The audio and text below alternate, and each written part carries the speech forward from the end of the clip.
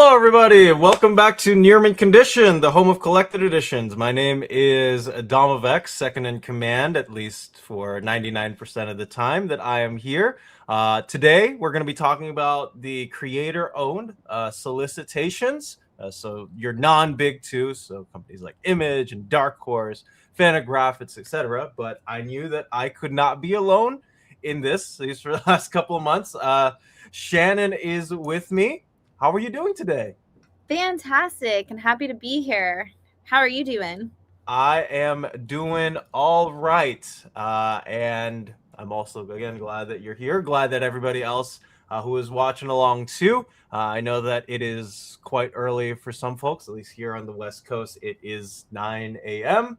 But I am alive, I am well, and I think that's more than I think enough to justify one of these streams. So happy you're doing well, Shan. Happy that everybody else is here. Of course, check her out at Bat City Comics Professionals. Thank you, James, for the links. And we are indeed hosting today, Elliot.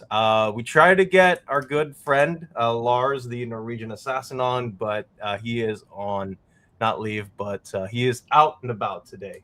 But we are glad you're here. Hello, Rahul, James, indeed, Nick, Karsten. I have heard about the heat wave. Just to go on a small tangent real quick. In the European Union and the East Coast apparently have been hit really hard by this heat wave. Yeah, it's been. I mean, for us, like I'm in Florida. It's the same heat that we're used to all the time. But this was we've definitely I've seen all the people like north of us who are like in Pennsylvania and things like that, and they're like it is insanely hot. Like their temperatures are higher than ours are some days. So it's been crazy. But I have a friend that's in Paris right now, and he was like, this is insane. He's like, it's hotter than it is in Florida, like in Paris right now, and they're not prepared for our levels of heat. That is insane. I don't know how to. Well, at least because as somebody who's lived in the Philippines for a while, and from there, we have humidity, like a lot of humidity, because we're very close to the equator. So it's not like I'm not used to the heat. Like for example, here in California, sometimes it will get up to mid 110s in the summer, but it's not fun to stay in that heat for too long. I don't think. I I'm from Texas originally, and this time of year you get 100 days over 100 degrees, and they're sitting at, like that's the regular temperature, not the feels like. So you get to those like 110s for like 100 days, and it's humid and gross, and it just kind of gets soupy and awful. And so I'm at least in Florida we're on the coastline, so we're on the West Coast. So the at night it breaks. Like last night it got down like the 60s, and I was like, why am I freezing? Nice. Like, why am I so cold right now? That's nice. We've had quite oddly, at least in the Bay Area, for the last week, like fall temperatures, like 70, 80 degrees. Which typically again in this time of year, it's 100 degrees, and I don't want to go outside. But indeed, weather patterns are weird, and so are heat waves. So we encourage everybody just before we start to drink lots of water, stay hydrated, get some cooling devices near you, so that you guys are all indeed okay. 99 degrees yesterday for New Spooey and 87% humidity. Holy smokes. Yikes. I Drink a lot of water. Indeed. And like the vid, guys, you're brand new. Shout out to Xbox 5 Degrees. Hit that like button before we kick it off with Image Comics, as if I can get my screen set up for, again, we're going to be looking at the September month for these previews. So all of the issue or at least single issues that you're going to be seeing September, but some of these collected editions, either if they're trade paperbacks, typically same month, or just a little bit later and after. If we look at the hardcovers first, let's see if I can blow it up a little bit more. We've got the first book from Image, which is Nameless, the 10th anniversary edition by Chris Burnham and Grant Morrison, collecting the 6-issue series. Well, this is a $29.99 retail and coming out on the 9th of December for this advanced solicitations. We've got all variant covers and a brand new design with 40 all new pages of content from the previous collection as well for this 10th anniversary edition. That's a lot of extra content. I like that it's got the like annotation essentially with that, like the artist and writer commentary. Like, I'd love to see what Grant Morrison has to say about it. Have you read it, Shannon? I haven't. I know a lot of people who have, and so I'm excited that this is coming into this print form, because like that's a great price for a hardcover too, for a deluxe edition. So I'll probably pick it up now that it's coming back out. I probably will as well. The first time that I read this, I was incredibly confused to No Day's End. And it's I've read a billion Grant Morrison books. Like, Grant's one of my favorite writers, but I feel like this one, at least for me on the first time, a little bit too on the nose with how partly incomprehensible it was. So I think the commentary might actually work in favor here. Yeah. But I am indeed excited. If you're a big Grant Morrison fan, this is a for sure must pick. Although, yeah, for Chandasuk, Morrison always makes me scratch my head. Always. as they always tend to be, and I don't really, I mean, I don't blame anybody if they say that on that front. Well, we do have one from I know Omar is at least a friend of the channel, Tony Fleeks, Trish Forstner. This is, of course, the Stray Dogs deluxe hardcover. This is $34.99. This is going to collect Stray Dogs 1 through 5 and Dog Days, the 2-issue series. I really like the series, Shannon. I know you do too, at least from our conversation. I do. I really love Stray Dogs. I really, really love Feral. I love what they're doing right now. If you're a fan of Stray Dogs and you're not reading Feral, this arc is for you.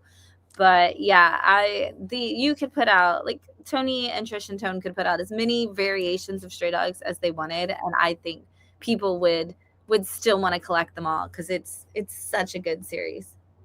Indeed, it is. Oh, yeah, it is Independence Day's Eve. You're right. I completely forgot. But yeah, I co-sign on that.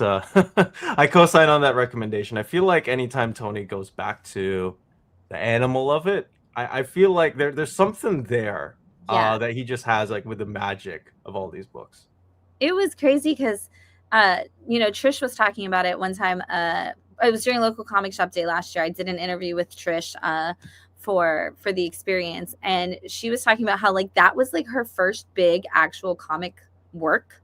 She had done some covers and stuff, but she had never actually, like, been on a thing. And Tony and Tone had warned her, like, don't worry, it's not going to be a big deal. Like, a lot of indie comics just, like, fly by night. Like, don't get freaked out or anything.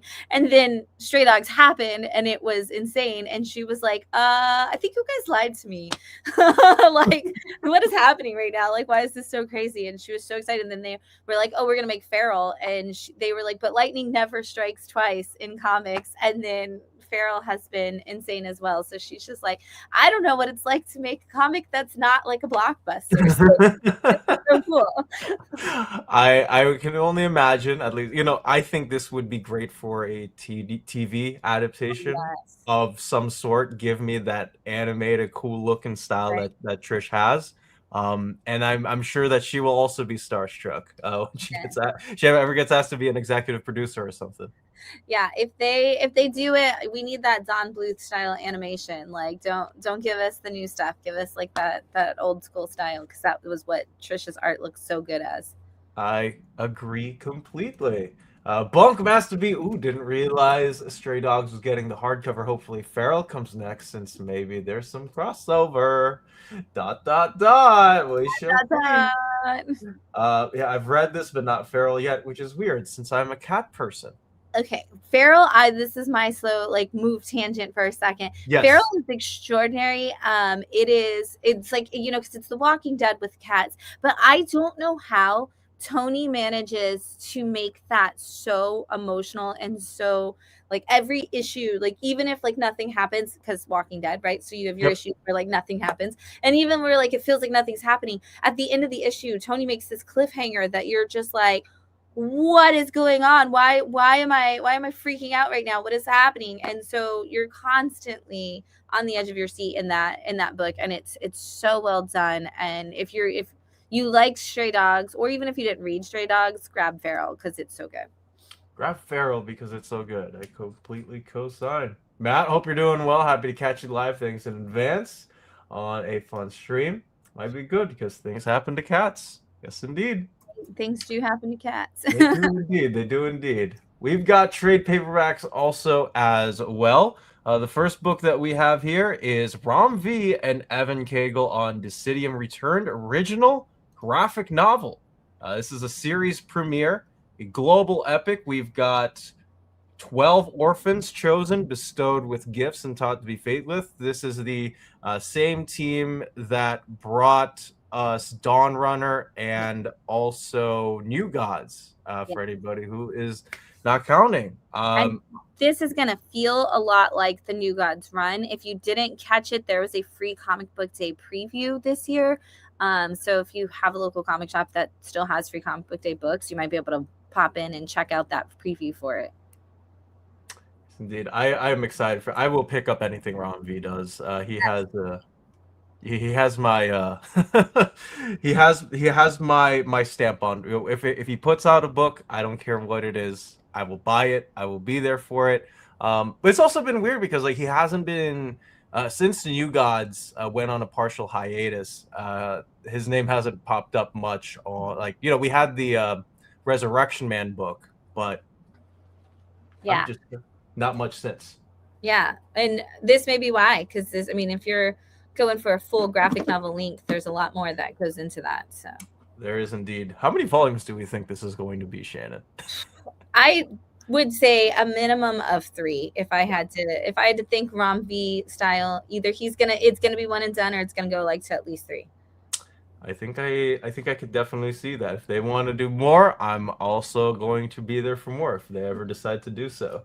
Bunk has to be, which is Dom more excited about, Decidium Returned or the Walker Kessler trade. I have been burned by Rob Pelinka too many times, Bunk Master B, so I am much more excited for this than my Los Angeles Lakers, and I think that's going to be my final answer. But yes, only $12.99. I think this is going to be great if you are a big science fiction fan, Rom V fan, or if you really like the brand new Gods. We've also got Spawn Curse of Shirley Johnson. Volume 1 this is by Daniel Enriquez and Jonathan Glapion, coming from inks over Greg Capullo's pencils to the full pencil and ink time with FCO Placencia on colors. This is going to collect the 5-issue series at $14.99, coming out on the 23rd of September. It's been fun. It was a fun series watching a little girl demon destroy things is always a fun thing to put together. But this has been a great addition. I think I say it, every time, but the Spawn side stories we're getting, like the way he's kind of like building out like a Hellboy style universe, essentially, where these Spawn books don't have Spawn in them, and you just get to see so much more of the other characters and the way that they're doing. It's been a lot of fun to see, and because you even if you don't know Spawn, you can jump into these and you're like, oh wow, a complete story. And it's, it's not like if you say maybe somebody has reservations about Spawn themselves, it's like, oh, you can check out other things that might be connected to it and still have still can connect to whatever that series might be. Yeah People excited for Decidium. That's a good thing, guys. I'm excited. We've also got Imaginary Fiends by Tim Seeley and Stephen Molnar, $16.99, with a cover by Richard Pace, collecting the 6-issue series. Wow, that's shocking that it's like getting a collection from. I mean, it was a Vertigo series. Yep. So yeah, I mean, it's been so long since I've seen this in a new printing, so it's really cool. I find it interesting that, like you say, Image is reprinting this because Vertigo, DC just relaunched a whole new slew of titles. They're putting out brand new collected editions of stuff like American Vampire and 100 Bullets and whatnot. But I find it interesting that Image is the publisher of this and say, Yeah. not DC. Yeah, me too. I really thought if they were going to put this back, they would have brought it back on the Vertigo line. So surprising.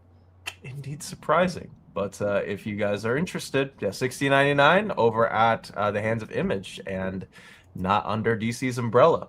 We've also got Lorenzo De Felici, the co-creator currently on Void Rivals for Red Roots, collecting the 5-issue series, $16.99, coming out on the 30th of September. Are you reading this book yet, Dom? I have not yet, but I want to check it out because I really do like Lorenzo De Felici's art. It is so crazy. Like the letter, I always tell people, read the letter at least in the back of the first, book from somebody. And Lorenzo said, oh, I really wanted to do this one story over here and this other story over here. And then I had an idea for a third story. And I thought, what if I just combine all three of them? And so you are getting three very non-connected stories that just got thrown into this crazy fantasy world all together. And we just saw issue 3, and so you're starting to, or issue 2, sorry, so 2, 3, wherever we are, somewhere. So it's like you're finally starting to see how this kind of merges together, and it is so strange to see how Lorenzo decided to build this world, and yet you're completely invested, and it feels like every time you're like, what is going to happen in this issue? I don't know, but it could lead to a completely different adventure. I have to check it out then. Yeah, Okay. I like that. And you said the letter in the back too that enhances your the letter experience. explains why Lorenzo did what they did, but it's such a one girl is it's starts with a woman who's seeing skulls pop up in her house, and then there's this guy that's doing some spy thriller kind of stuff, and then you have orcs and this ogre type guy, and the merging of all of those is just, that alone is an interesting dynamic enough to see the story. Okay, collectively, that sounds very fun. Okay, I need to check it out then. Even better that Lorenzo's behind it all. So yeah, big powerhouse. Okay, I'll have to check it out at some point. We do have Super Creep Show trade paperback, 2 covers.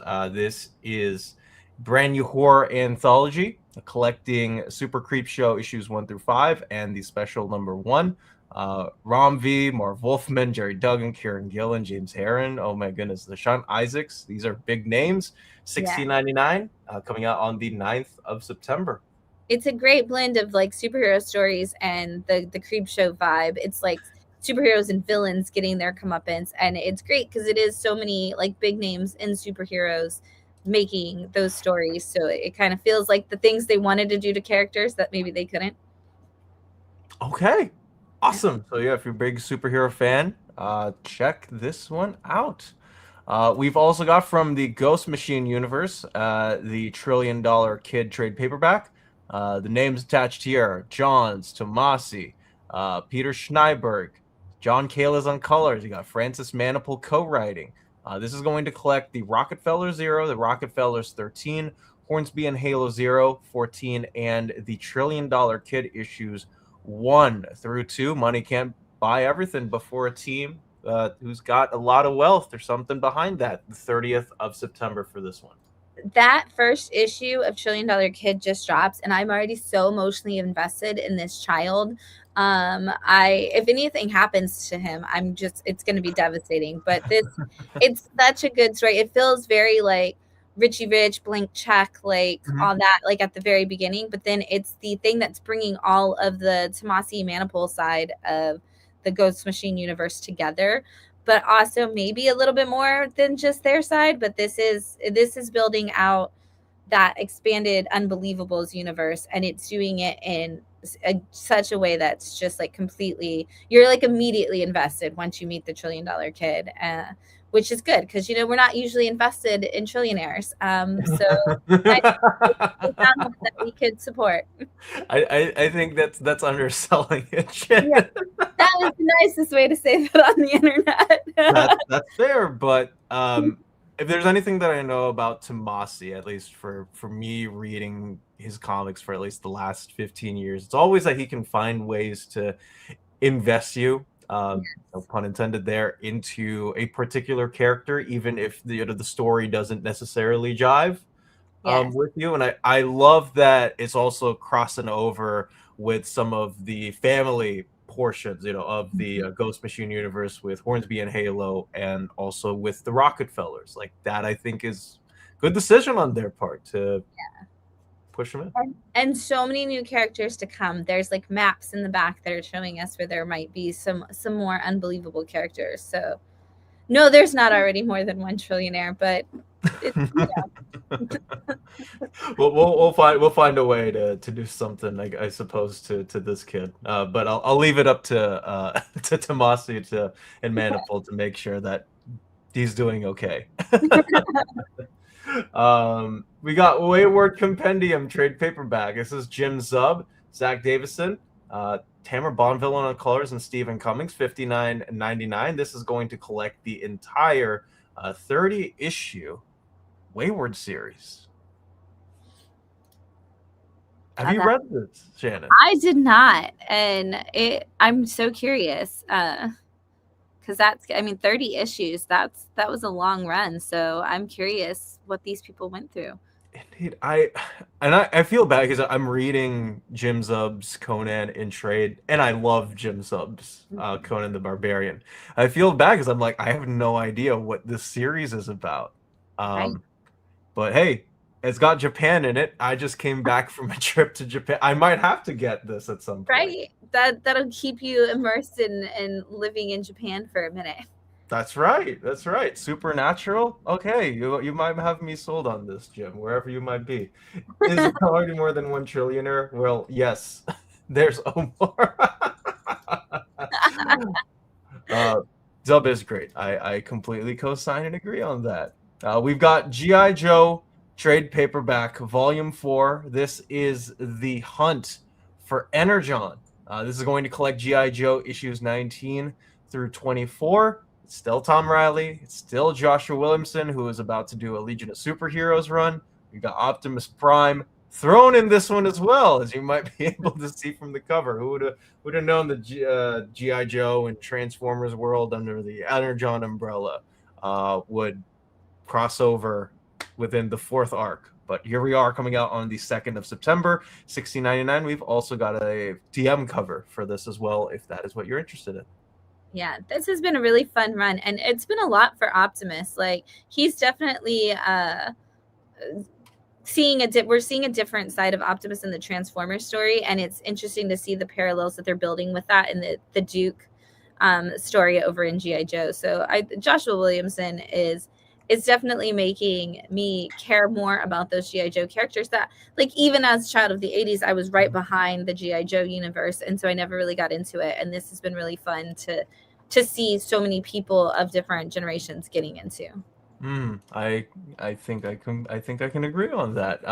It's like issue number 1, obviously, like clean jumping on point, especially if you've never read any of like Larry Hama's series. Or anything of the sort. Like I do think that they do a good job of introducing you to all the characters as a part of that universe. And I think another nice thing as well, and I know this because some of my friends who aren't as hot on Williamson's writing, even they have admitted that this series has been a blast to read. Which if you can get people to co-sign on something like that, I think it also lends out well.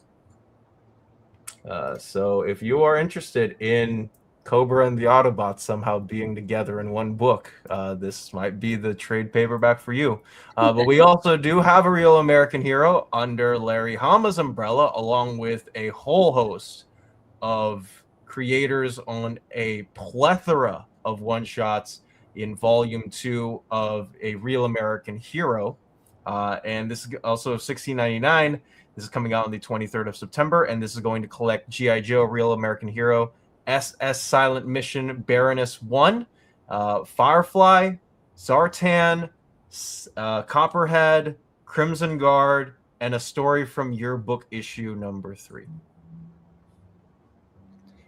we had a lot of classic GI Joe fans getting really excited about those silent issues, because the silent issues in the original, like, early days of that GI Joe Real American Hero run were such big books that this was, exciting to see so many of them come out as a little mini series of one shots. Right. And now you finally get to see those silent issues. So if you were a big fan of those silent issues from Marvel in the 2000s, I'm sure that these will also tickle your fancy on this as well. We've also got the 17th volume of the compact size Invincible trade paperbacks. Volume 17, $14.99. This is going to collect issues 97 through 102.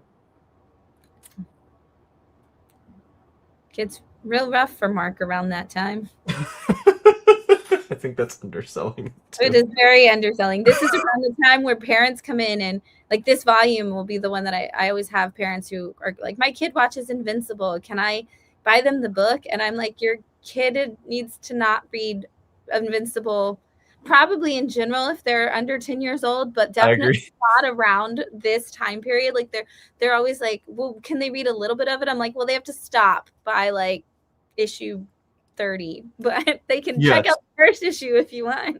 But I'm always like, this time I'm always like, you can't, that 97 through 102, like, this volume, please don't give this to your 10-year-old. There's stuff that happens to Mark that I am just like, I would not have anybody even under like 18 hit it with a pole because of the subject material and also the circumstances that happen. Yes. Gosh. Yeah, I don't disagree with this, Carson. Yeah,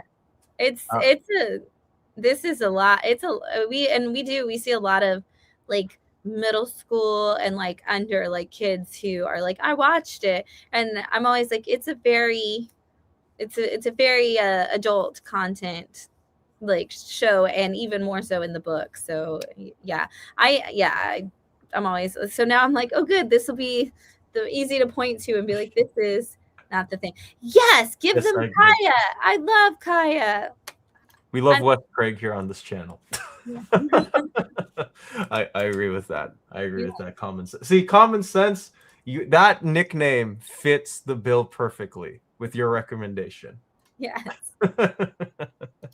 But yeah, subject material wise, I think that there are better things to do. That if you want Invincible, I think that you could probably cherry pick some like Instagram or TikTok reels and be content with that without getting into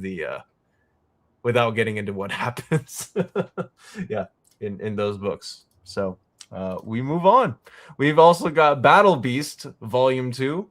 Ryan Otley and Annalisa Leone on colors for the cover, $16.99, collecting issues 7 through 12 of Battle Beast.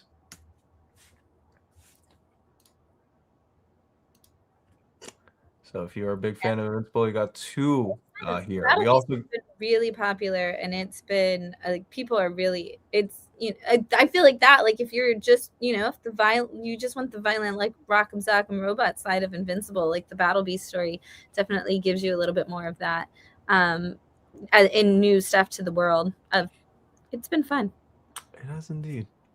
We've also got Scorched Volume 7 with my friend John Layman on writing. I think this is his. He also told me that he got fired from Scorched. So I have no idea when his last issue is, but he told me that he was off the book. So I feel partly bad for my friend, but we have Steven Segovia still on this title and Von Randall on the cover, collecting issues 39 through 45, 16th of September, and $18.99 on this end. Nice. We've also got, yes, go ahead. Oh no, I was just gonna say, I'm curious who's gonna take over, if it's just gonna wrap. Yeah, we have so many Spawn books. You wonder, like, oh, is the series going to continue, or if they're gonna move on to to other things? Because this was the the team book, right? Like, everybody's here together. You got to do stuff, but if they want to move on, I'm curious to see where they go. We've also got Volume 4 of Witchblade, Marguerite Bennett and Mark Silvestri. course, co-writing on this end, we've got Giuseppe Cafaro, also doing the art on this one, collecting issues 19 through 24 and the annual 2024 for 1999 and on the 23rd of September. It's been such a good Witchblade series. I think Marguerite Bennett's breathed a whole new life into it that's been absolutely fantastic, and just giving Sarah a really emotional story. And this arc has been really fun with Aphrodite 9, and Sarah kind of connecting and trying to figure out, like, solve a murder mystery, but also like dealing with their own personal connections to each other. It's been really good. For sure, indeed. I need to check. I still need to check the first volume out at some point. But Omar had a really great interview with Marguerite Bennett and Mark before the series launched. How excited they were to get back to the character and revitalize it. So it's been nice to hear that there's still a lot of plans for her on that end. And if you live in Australia and you are interested in picking up the 2024 relaunch of Witchblade, you can check out our friends over at King's Comics. If you're into comics, collectibles, or trading cards, they have you all covered. Whether it's releases, back issues, rare finds, they have it all. It's one of those stores you can lose your track of time in. And if you use the code NEARMINT5, you can get 5% off graphic novels and other large format editions over at King's Comics today. Josh says, I love Witchblade, but I can't take another double page spread of her in Central Park looking at a pond. And, I guess it is a RIP for the pond, but that goes it for Image. So let's go ahead and move over to Dark Horse. And we're going to kick it off with the hardcovers. We've got this in library edition, which is the complete Nemesis collection. Can't believe it's already been here. I remember when Jorge Jimenez got on this book, and I was like, is this why you're off of Chip Zdarsky's Batman for one arc, Jorge? What's going on? $99.99, 616 pages. This is going to collect volumes 1 through 3.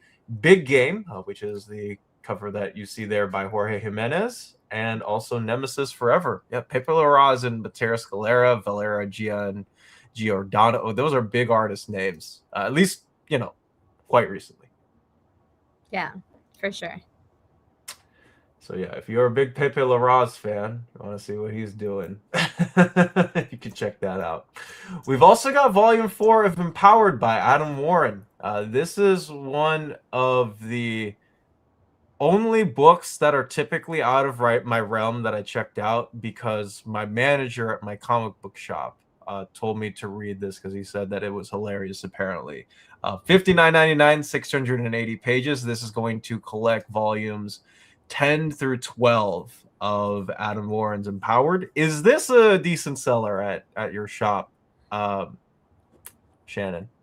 I mean, I don't really have anybody asking for it, but like on a regular basis. But it's not something that, like, I would be curious if this volume brings it back, because this is one of those books that, like, when something new comes out, we see people like who are like, oh, I haven't seen this or thought of this in a long time, and so it's one of those, like, where a reprint really kind of helps it get that conversation going again. For sure. Mark Millar, the other trillionaire. We got 3, apparently. We got Omar, we have that one guy that won't be mentioned, and we got Mark Millar. And 4 if you count the kid from the Ghost Machine. That's right. 4 if you count the kid. Yes, if you count the kid from Ghost Machine. An interesting one. This is the black and white Weapon X, Barry Windsor Smith, at $60, 192 pages in that same library size edition, collecting Uncanny 205 through 14, archival materials, Chris Ryle and John Lind essays, and scans of original artwork from Marvel's archive, sequential art with Marvel Comics Presents 72 through 84, collected all in here. I bet that's going to look beautiful.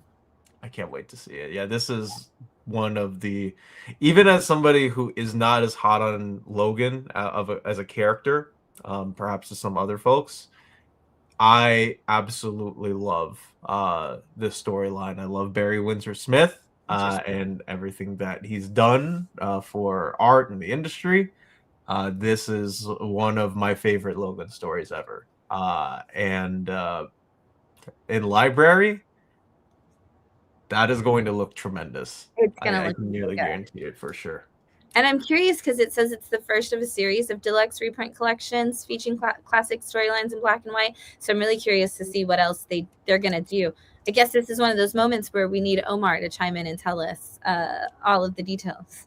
I know. What's up with that? You're on an airplane and you Airplane. Yeah. can't connect to the Wi-Fi just to like say hi. I don't have any opinions, Common Sense, but what are your opinions on Gabe Soria's and Gideon Kendall's Mega Ghost? The new volume of Mega Ghost has been a lot of fun.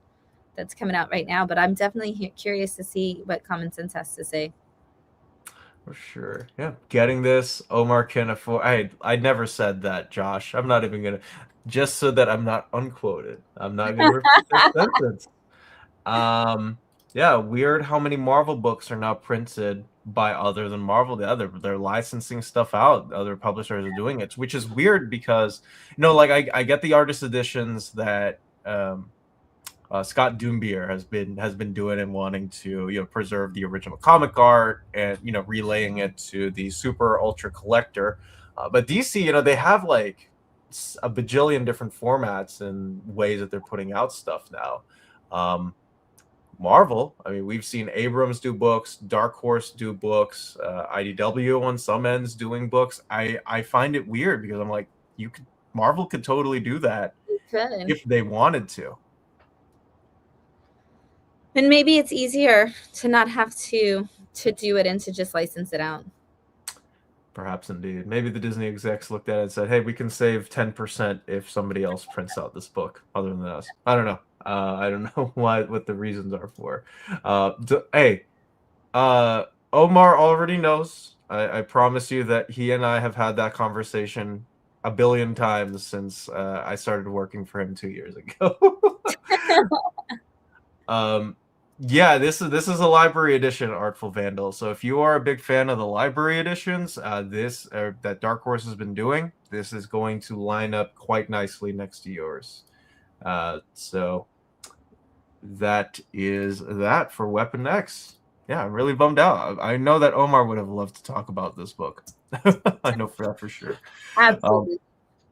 We've also got Jack Kirby's Marvel Comics Covers, Volume 3. Again, another outsourced Marvel book at $54.99, library edition size, 232 pages from Black Panther, Eternals, Devil Dinosaur, Fantastic Four, as you probably can see there, Thor, and more as well from 1969 to 1978.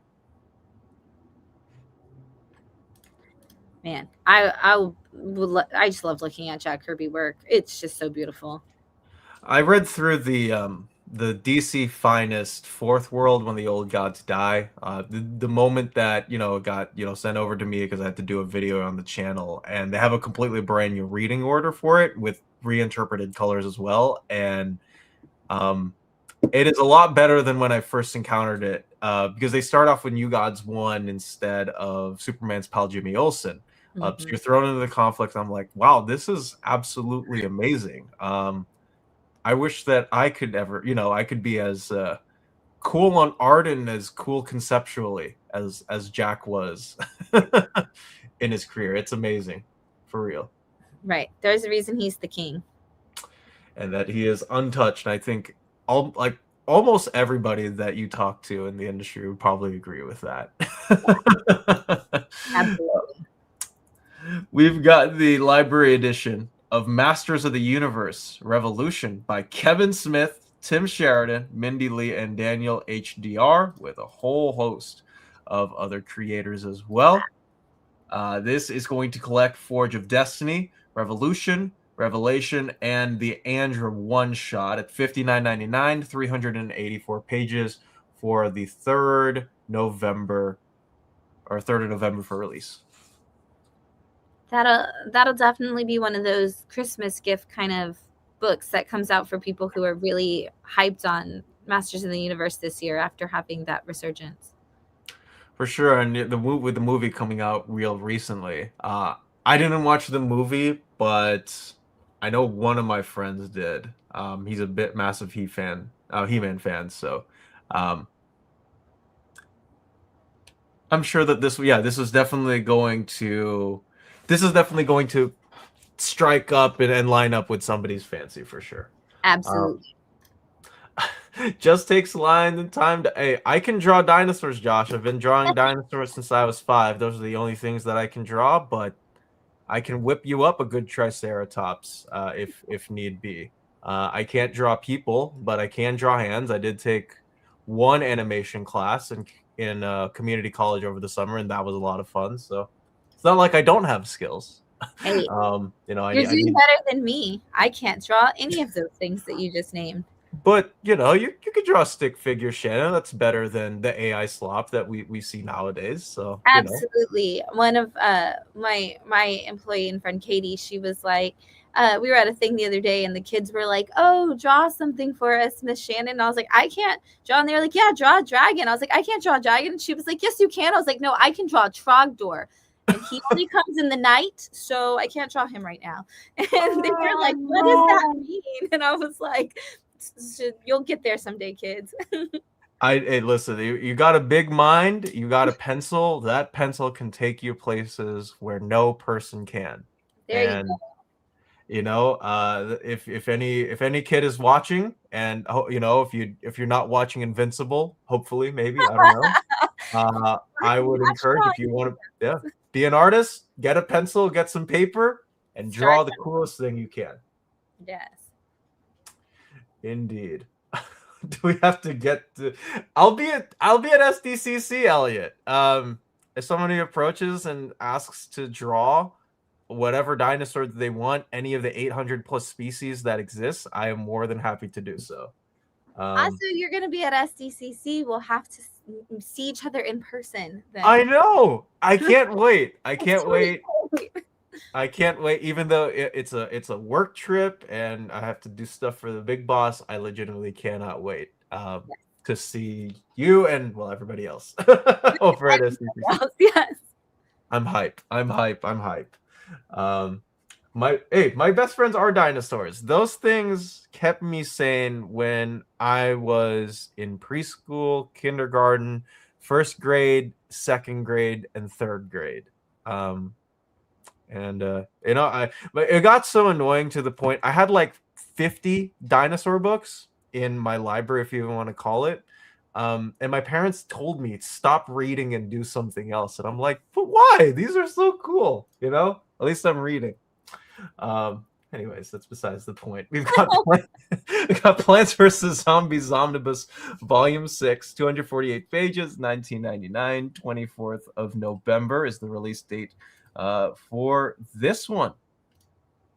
And I know the kids love these because every single time, you know, they come over to the comic shop with a parent, it's always, you know, what can my kids read?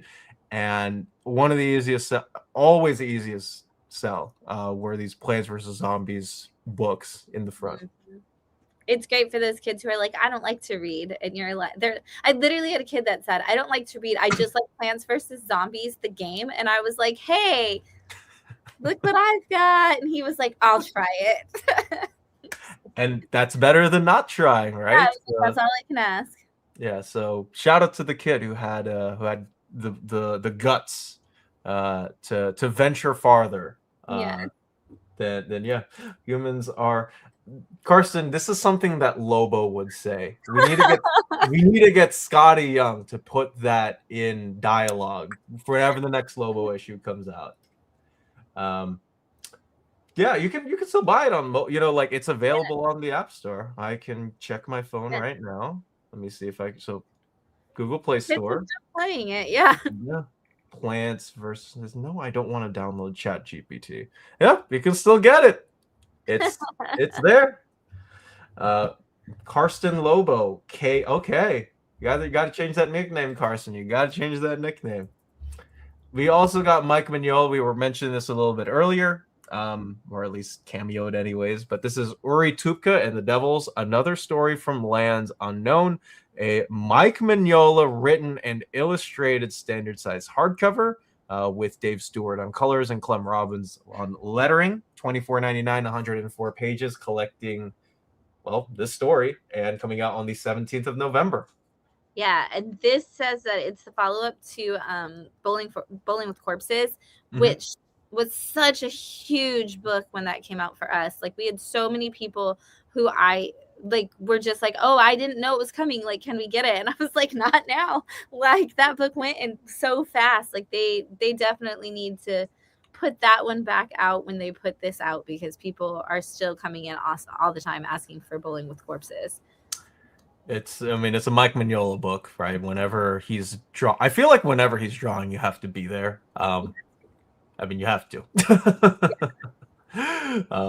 So yes, get Bowling with Corpses. You can get it, and this is, I am sure, going to be quite excellent. Absolutely. We've got trade paperbacks now from Dark Horse. We got Atla, The Kyoshi Warriors, Volume 1, $13.99, 10th of November. Collecting the 3-issue limited series with illustrator Bel Bessa. I like that illustrator name.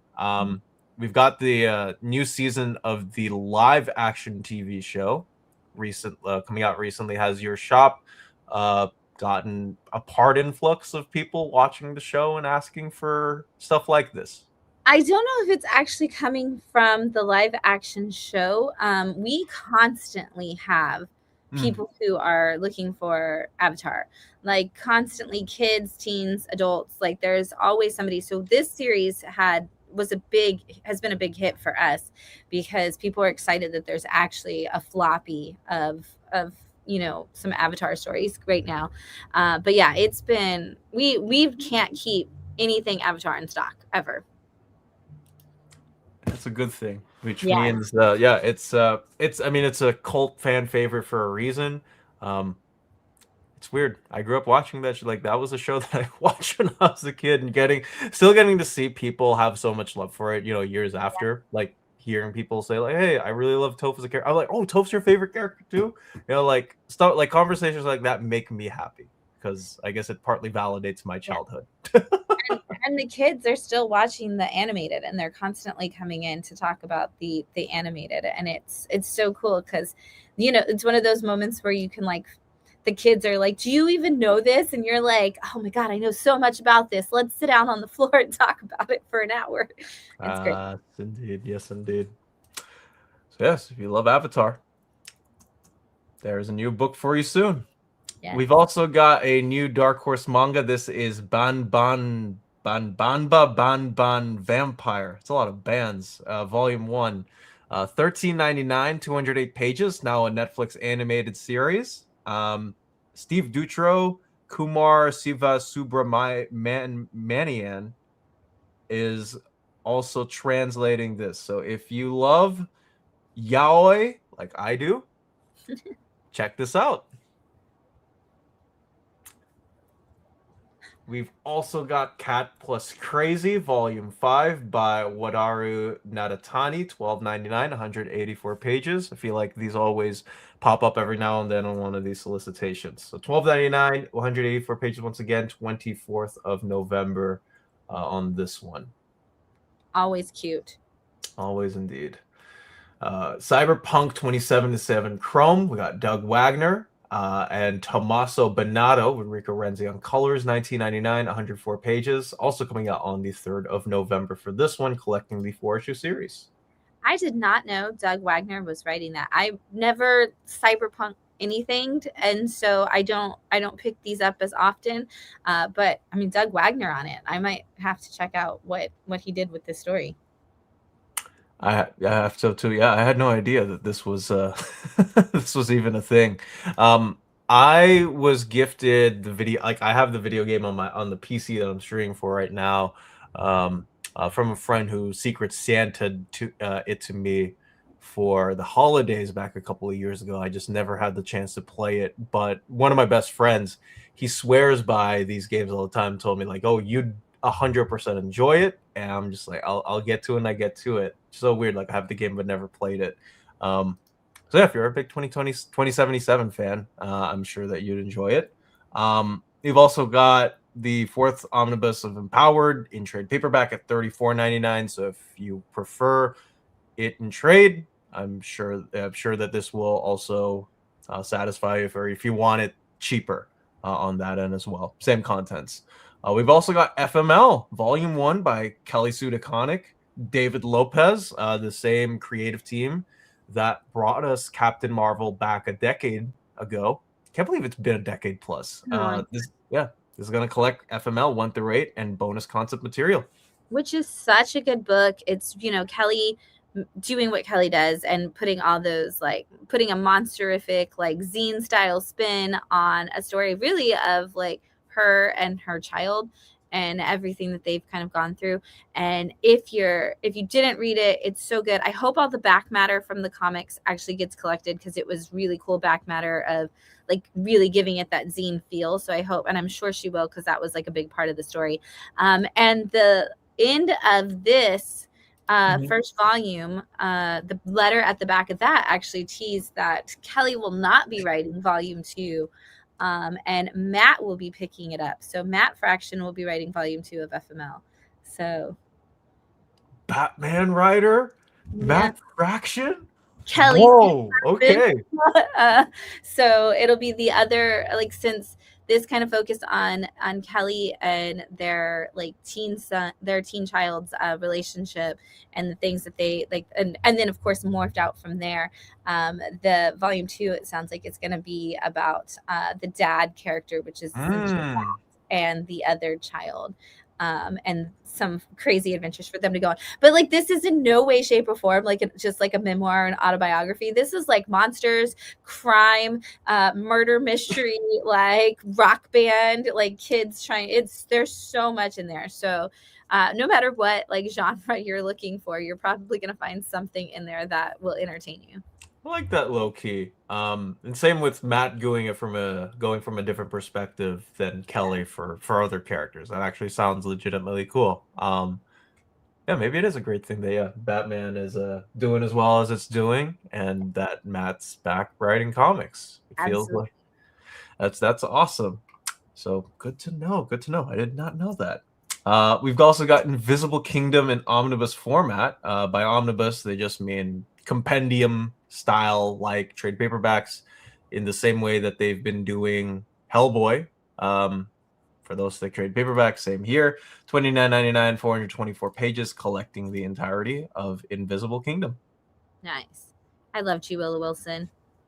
I did too. I love Christian Ward. I love G. Willow Wilson. Sal Cipriano on lettering here too. And you got to step in the Will Eisner winner too. We've also got volume 3 of Jim Starlin's Dreadstar, also in that same compendium type format, although it is called an omnibus. Again, still a trade paperback. $39.99, 496 pages, collecting issues 25 through 40, and Amber 1 and Amber 3 collected in here as well. I need to check this out. I feel bad because like a lot of people swear by it, but I have not checked out much of Jim Starlin's work non-big too. So this is something that I have to tackle later down the line. And hey, there it is. There's Mega Ghost Volume 2, collecting the second series at $19.99, 152 pages, 3rd of November. Yeah, this is it's gonna be cool. Again, there's the little mini series that's going on right now, and it's been, which is it's been a lot of fun. I think people, we've had a lot of people come to the property just like through that series, which is nice to see people picking up something that they didn't know about and learn more of. For sure. We've also got Minor Threats Volume 3, The Last Devil Left Alive by Jordan Blum and Patton Oswalt. Still the same creative team, collecting issues 1 through 5 of The Last Devil Left Alive. That's such a long time before that trade comes out, because that series has been wrapped up for a minute. Yeah. So I'm surprised it's not that art taking so long. Yeah, it's Minor Threats. I feel like, and I think we've talked about this before. Like they really need to be pushing this universe more because they're definitely building a really cool, powered universe here with this story. And I think more people like should be discovering it for what it is. And this, pick it up and check it out. And I at least for me, like I feel like all of these volumes, you can jump into one without necessarily having to read like volume 2 or volume 1. I feel like it is new reader friendly, even if you start not in volume 1. Yeah, they kind of give you enough to know who the characters are in each one that if you did, you wouldn't be like completely and totally lost. And I think that the character just like concepts they're coming up with in a world where we have so many different heroes and villains, like they're still finding a way to make some fresh seeming characters, as dark as they are. I for sure. And we've got the last bit, which is Usangi Ojimbo Kaido 84, but not by Stan Sakai. This is Zach Rosenberg and Jared Cullum on this thief version of Usagi Ojimbo, collecting the 5-issue series. It's been really cool to see what it like looks like. To just the visualizations for this series have been really awesome. I know all of my Turtles fans who love Usagi because of it have been picking this up and really loving it, and just for the fun of it. But it's definitely been a cool aesthetic on this story. For sure. Thank you for the super chat, Common Sense. Minor Threats is getting an adaptation. Do you think they can be popular enough to become the next The Boys? I don't know if it would hit in the same way that The Boys did, but I think there's a different way that it could have its own big impact, like big audience and stuff. I think it feels like it would be more of like cult classic kind of fandom almost in it once it hits. But I do think with Patton's name attached to it on the Hollywood side, it'll go far. It will do well. I think for it to be the next The Boys, they would have to have a character who is as memeable and as rememberable as Homelander, which that's a hard thing to do. But not that it can't happen. I just think that you'd have to. It would take a lot for them to get up to that level. Do I go for the hardcover of Empowered Volume 4, stick with the soft cover? I always try to get my books in the same format as I got them the first hand. It feels weird, looking at a shelf and you're seeing like, hey, I got the 2 hardcovers for this series, and then it only comes out in trade, and then it comes, that's the volume that you buy. I always try to get them to line up, which is why I feel bad for the people who bought the first volume of Joshua Williams' Superman in hardcover, and they haven't released a hardcover since it's only come out in trade paperback since then. So I always try to get the same way.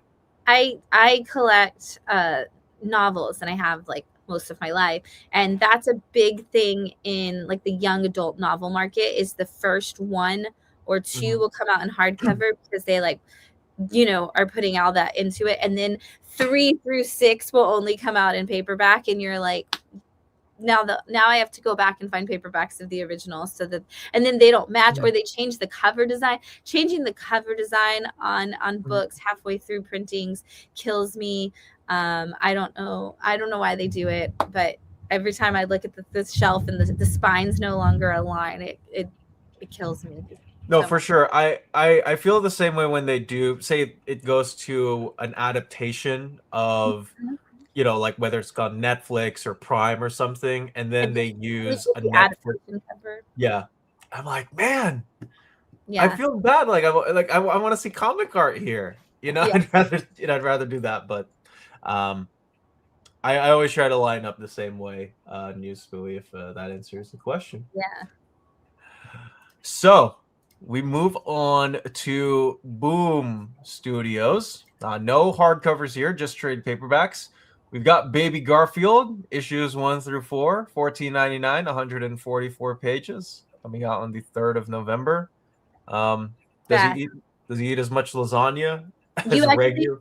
see his first lasagna eating ever in this. So it's all of just like the first time he does anything. So it's like the first time he gets left alone, the first time he meets Odie, the first time he gets lasagna, the first time he meows. It's all these different things. It is the most adorable thing possibly on the show at all right now. It is so cute, and I'm so glad it is coming out in trade paperback in November, because this is again a great like Christmas add-on, like for if you are working in a store, like this is the one to sell like grandparents to give kids for Christmas and things like that, because it is so cute and everybody loves Garfield.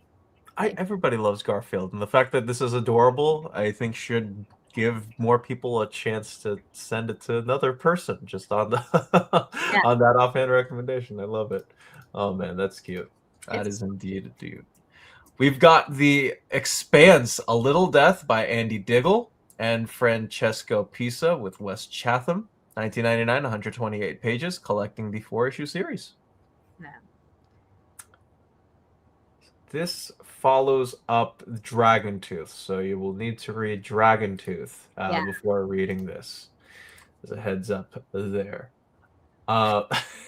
Nobody wrote a book about the first time I ate lasagna. Maybe you should write it. That's right. Super job. We gotta see that. Now I want lasagna. Dang it, guys. What have you done? Go-Go Power Rangers, Omni, Ryan Parrott, and a whole host of different creators, including Dan Mora. Who doesn't love that guy?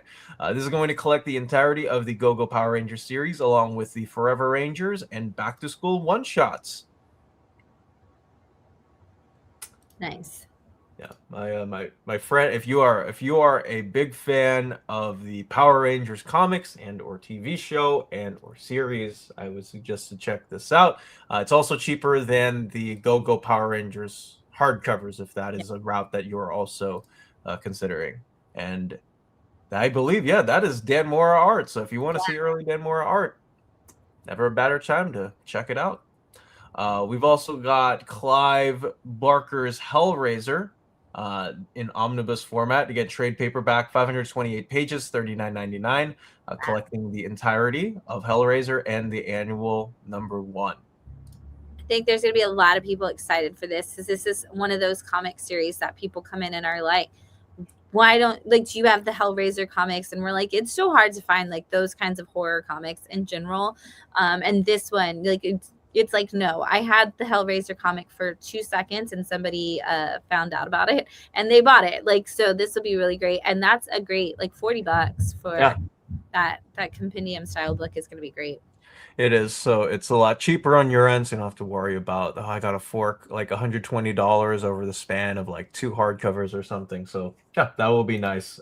Nothing yet on that end artful, as far as I am concerned. The first time Garfield chases a dog in a car. Well, I hope John feels okay about him chasing those 2 things. Hey, we got Kelly Thompson's Gem and the Holograms Book 1. I know that this had a Kickstarter with the hardcovers a couple of months ago, but they are doing this in compact format now. $14.99, 6x9, 320 pages, collecting Gem and the Holograms issues 1 through 10, along with B-side content, including the annual holiday and Valentine specials. We've got Sophie Campbell on our 2. Before she turned into a rock star with TMNT, and with the current Supergirl run too. Jen Bartel, this is a lot of creators on this title. And we got free comic book day tees for all the fun gym stuff to come this year. So I think we're going to see a resurgence of people really wanting to catch this gym book and beyond. Indeed. And if you're also loving Absolute Wonder Woman or Jeff the Land Shark, and you're also a big Kelly Thompson fan, I feel like this also is a must on your list, wherever you are. That goes to show. We've got the Tony Fleeks, Dave Walker, Uncanny Valley complete collection, collecting the 10-issue series, $29.99, 256 pages. People keep telling me to read this. I feel bad. I haven't read it yet, but I will someday. Definitely read it. It is so good. It's got that like Roger Rabbit kind of feel to it, where you've got the person from the real world who goes into to the imaginary world to save it. But the way Tony like blends that story is so good. There's so many once again like family heart and twists and turns that Tony puts into the story. This is I believe this one's actually Eisner nominated. Yep. This Eisner year. Award nominated. Yeah, so which is exciting. That's my plug. If y'all don't know, the Eisner Awards happen at San Diego Comic-Con on Friday, July 24th. The award ceremony starts at 8 p.m. And if you have a badge for San Diego Comic-Con, you can go to the Eisners. I don't think that gets promoted enough, but there are seats in the room that are like panel style seatings that you can go like and sit and actually watch the Eisners happen, which is really, really cool. So they don't live stream them. So if you're there, you should go. You should go. I will be there with Omar. Get for work. Hey, that means you'll be on the blue carpet. Yay! It's going to be fun, man. I legitimately cannot wait. The first ever blue carpet pre-show for the Eisners. I'm so excited. I am so happy that we're going to get to do that. I got to see a little bit of the space yesterday where they're gonna have it. I'm not there, so like in like over the phone. And so I'm really, really excited. The blue carpet's going to be such a cool deal, and that starts at 7. So from 7 to 7:45 is the pre-show, and it's going to be cool. So there will be they're asking if you're going to be asking questions. You are definitely going to be asking questions. We'll actually both be. I am the official host of the blue carpet. And I am so excited that you guys are going to be on there with us. I am too. I got the email from SDCC, like, detailing like how much cool stuff like they have prepped for, and like, the location and everything for the Eisner. And I was just like, this is absolutely insane that we're gonna be part of something cool and big like this. I'm so happy. Yes, this was the blue carpet is my little baby this year. I'm so excited. But is this your first Eisners to go to in general? This is my first convention that I'm going to, Shannon. Yay! Like ever? Like convention? Ever. Oh my gosh. Okay. We'll talk about that. But yes, you've got it's gonna be so great. I'm glad you have Omar to go with and like point you in directions and things. But the Eisners it's so much fun because you do get to see all the people, like all the books we talk about here and all the stuff you love. You're going to get to see all those people and stick around after the Eisners because there is an after party. So okay. Yeah. I'm hype. Yeah, apparently we can't ban from the event. He literally got invited, Josh. I know, by me. So I'm not gonna ban it. At least not for $20. You got to go way higher than that. We got to throw in more. We got to throw in more for the bribes. But you can throw $20 at this book, which is The Woods. Which would save you, depending on how much sales tax is in the county that you live in, or parish if you're in Louisiana. But this is The Woods, Book 2 by James Tynion and Michael Dialanis, collecting issues 13 through 24 of The Woods in compact comic form. Yeah, I love Michael's art. I want to see Michael on so many more books because I just love Michael's art. And this was, a big team up for them that led to Wind and other big team ups. And so such a good one. Indeed. Yeah. Hey, listen, we're not talking about the actor Will Smith. There's another Will Smith on the Dodgers who's a lot better than that other Will Smith, Josh. So no such a thing. Let's move over to IDW. For the hardcovers, we've got Dirty Donnie Must Be Destroyed, The Art of Donnie Gillies, $49.99. This is apparently truly a must-have. I know nothing about this book, but this does remind me of the Ed, and Eddie show that came out on Cartoon Network about 2 decades ago. So if you're a big fan of Donnie Gillies, this is the book to get. We've got the Harbinger Classic Omnibus under the Alien Books imprint. So it's cool to see that they are doing this in an oversized format, 1,120 pages. $130. So this is going to collect all of the original material, coming out on the 8th of September. I'm actually surprised, partly surprised anyways, that this book is coming out, because I remember, I mean, not to go too much into it, just yeah, it was what was Alien and Valiant, and with all Yeah. of that going to do with the classic Valiant stuff. Are they going to go in a compendium format, a standard size hardcover for? But we're getting this in the omni size that Omar loves. Yeah. Yeah, I'm surprised to see some of the classics coming out, but they are, they're putting out a lot of new stuff with the classic Valiant characters right now, so that makes sense that they would bring back the classic stories. Oh, for sure. So yeah, Omar, if you are watching, they have fulfilled your dream, but he probably already knows about this. So Probably. we've got iDragon, the complete edition by Juan Jimenez, and also Juan Jimenez. This is an Alien Books book. This is the final medieval fantasy of his to English-speaking readers for the first time ever at $29.99, 192 pages. And is it gonna be like because it was a different size when the Yeah, this is more akin to the library edition size that Dark Horse is doing. That makes sense. Yeah, which I think it makes sense as well. Hey, we've got my favorite Sonic character getting an anniversary special. Amy is getting her 30th anniversary one-shot collected in this standard size hardcover, 48 pages, $9.99. Nice. I have a lot of Amy fans here. That'll be great. And $9.99 is so good. I love that they make all these Sonic specials that price, because there's so many kids, so many adults who just love Sonic that it's awesome. It is indeed. I'm glad to hear that there are more Amy fans than I know. Yeah. I got ridiculed a lot as a kid for like saying like Amy was my favorite character. Like, wait, what? You don't like Tails or Knuckles? I'm like, I don't not like them. I just like Amy more. I think that's a fair thing to say, So, alas, we've also got the Mirageers Omnibus.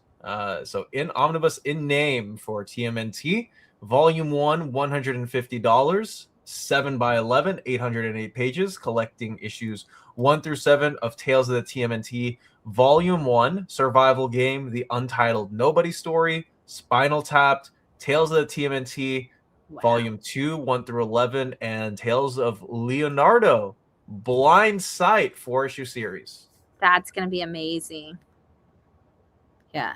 I already know everybody that I know that's going to need that book. They're going to be so stoked. Yeah. That's awesome. Yeah, the Mirageers, when I worked in my comic shop, we had a good amount of fans who were like asking for like, yeah, do you have any of these in any like collected shape or material? Yeah. And there was always like stuff coming in and out. I'm really glad that they're putting this out. make sure that that era is covered. You've also got the Adventures Compendium, which also is omnibus size for anybody who is wondering. Right, $99.99, 600 pages.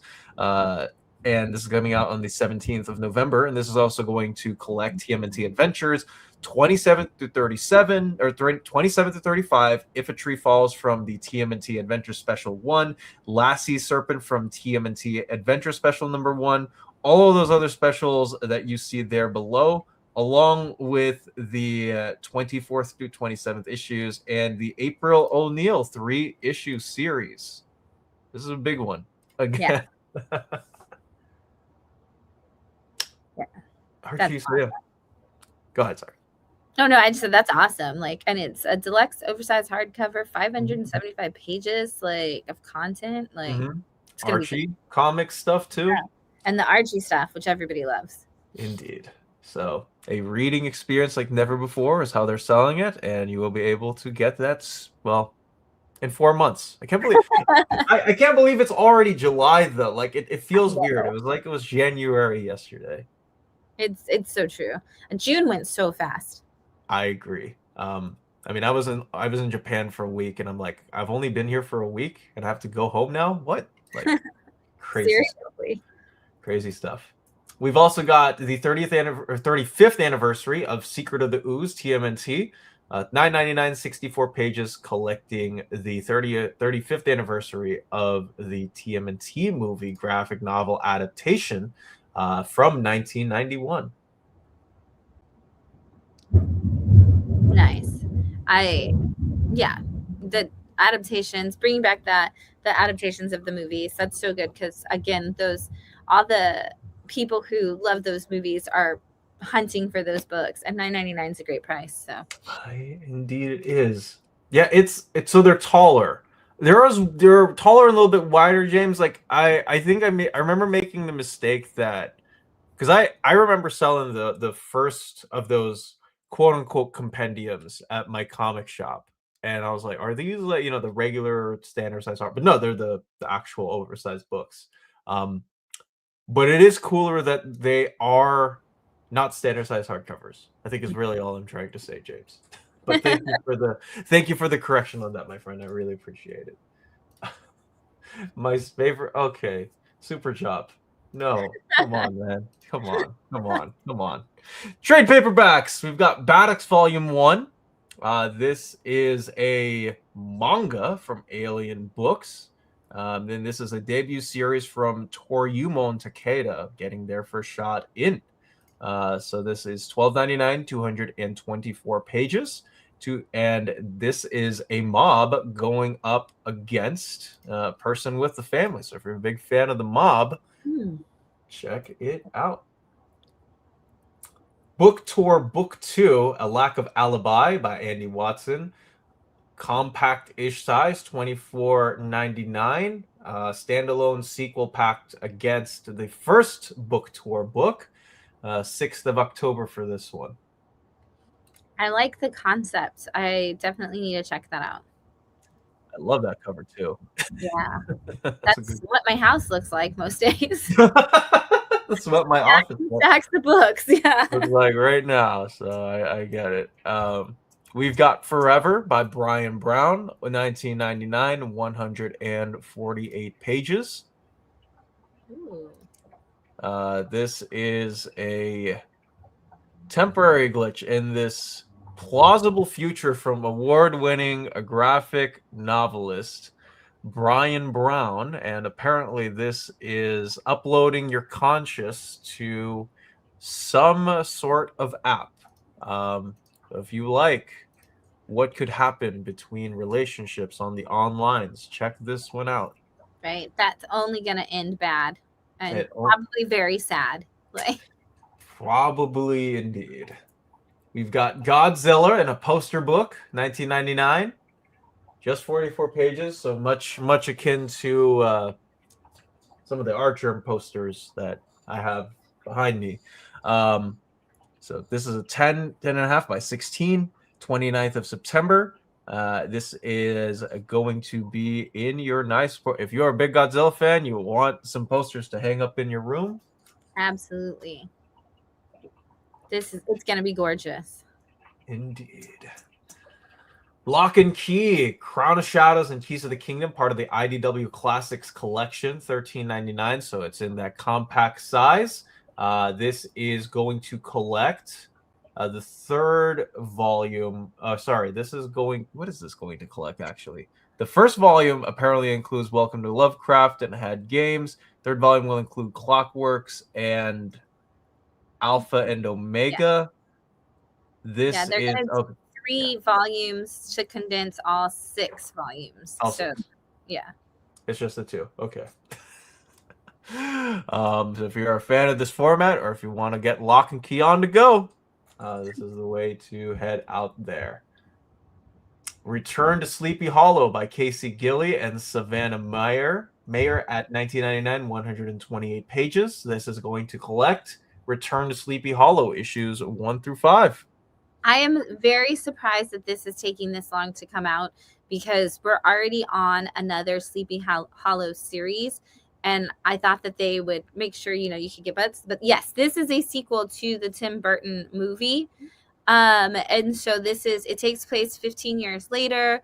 And there is something that's going on in the town. And it's, we've got Ichabod Crane having to come back, and we kind of see where everybody was.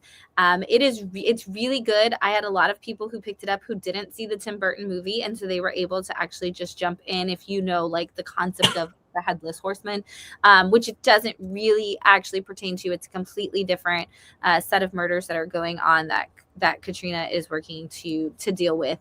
They are currently right now doing a prequel to the Sleepy Hollow movie / story about the witches in the woods, which is really good as well. And so I'm surprised it's gonna take until then, but I guess they're hoping for the Halloween like rush on that one.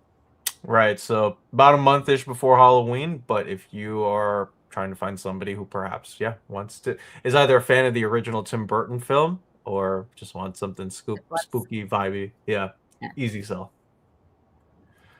We've also got The Rocketeer, Amazing Tales, IDW Classic Edition. Hey, we got Mark Waid and Chris Samnee on this one. This is going to be in that same 6x9 format, 13.99, 304 pages, collecting Cargo of Doom, and also story with Cliff Secord. So, oh, Cliff, it's I'm glad that IDW is putting all their classics into these compact forms too, because they've been great, and Rocketeer is still getting like a different miniseries every year. So it's going to be fun for people who are getting into it now from the new series to be able to go back and actually see all of the terrible mistakes that Cliff makes back in the day instead of the ones he's making now. Indeed. I also, listen, I don't care what these two are on. I just learned today that we have Mark Waid and Chris Samnee doing a Rocketeer, but I never even knew that beforehand. I might have to get this one. I have to do it, yeah. What? Like Chris Samnee on Rocketeer? On Rocketeer. That's so good. I need to check this out. We've got Skullcat, Book 2, Skullcat and the Vampire's Amulet by Norman Shirtliff, $14.99, 7x9. So you got a spooky castle, and, well, is he going to get lost? We shall see. And we've also got the On the Go Volume 4 for Sonic at $13.99, 280 pages, collecting issues 33 through 40 of this particular Sonic series. Yes.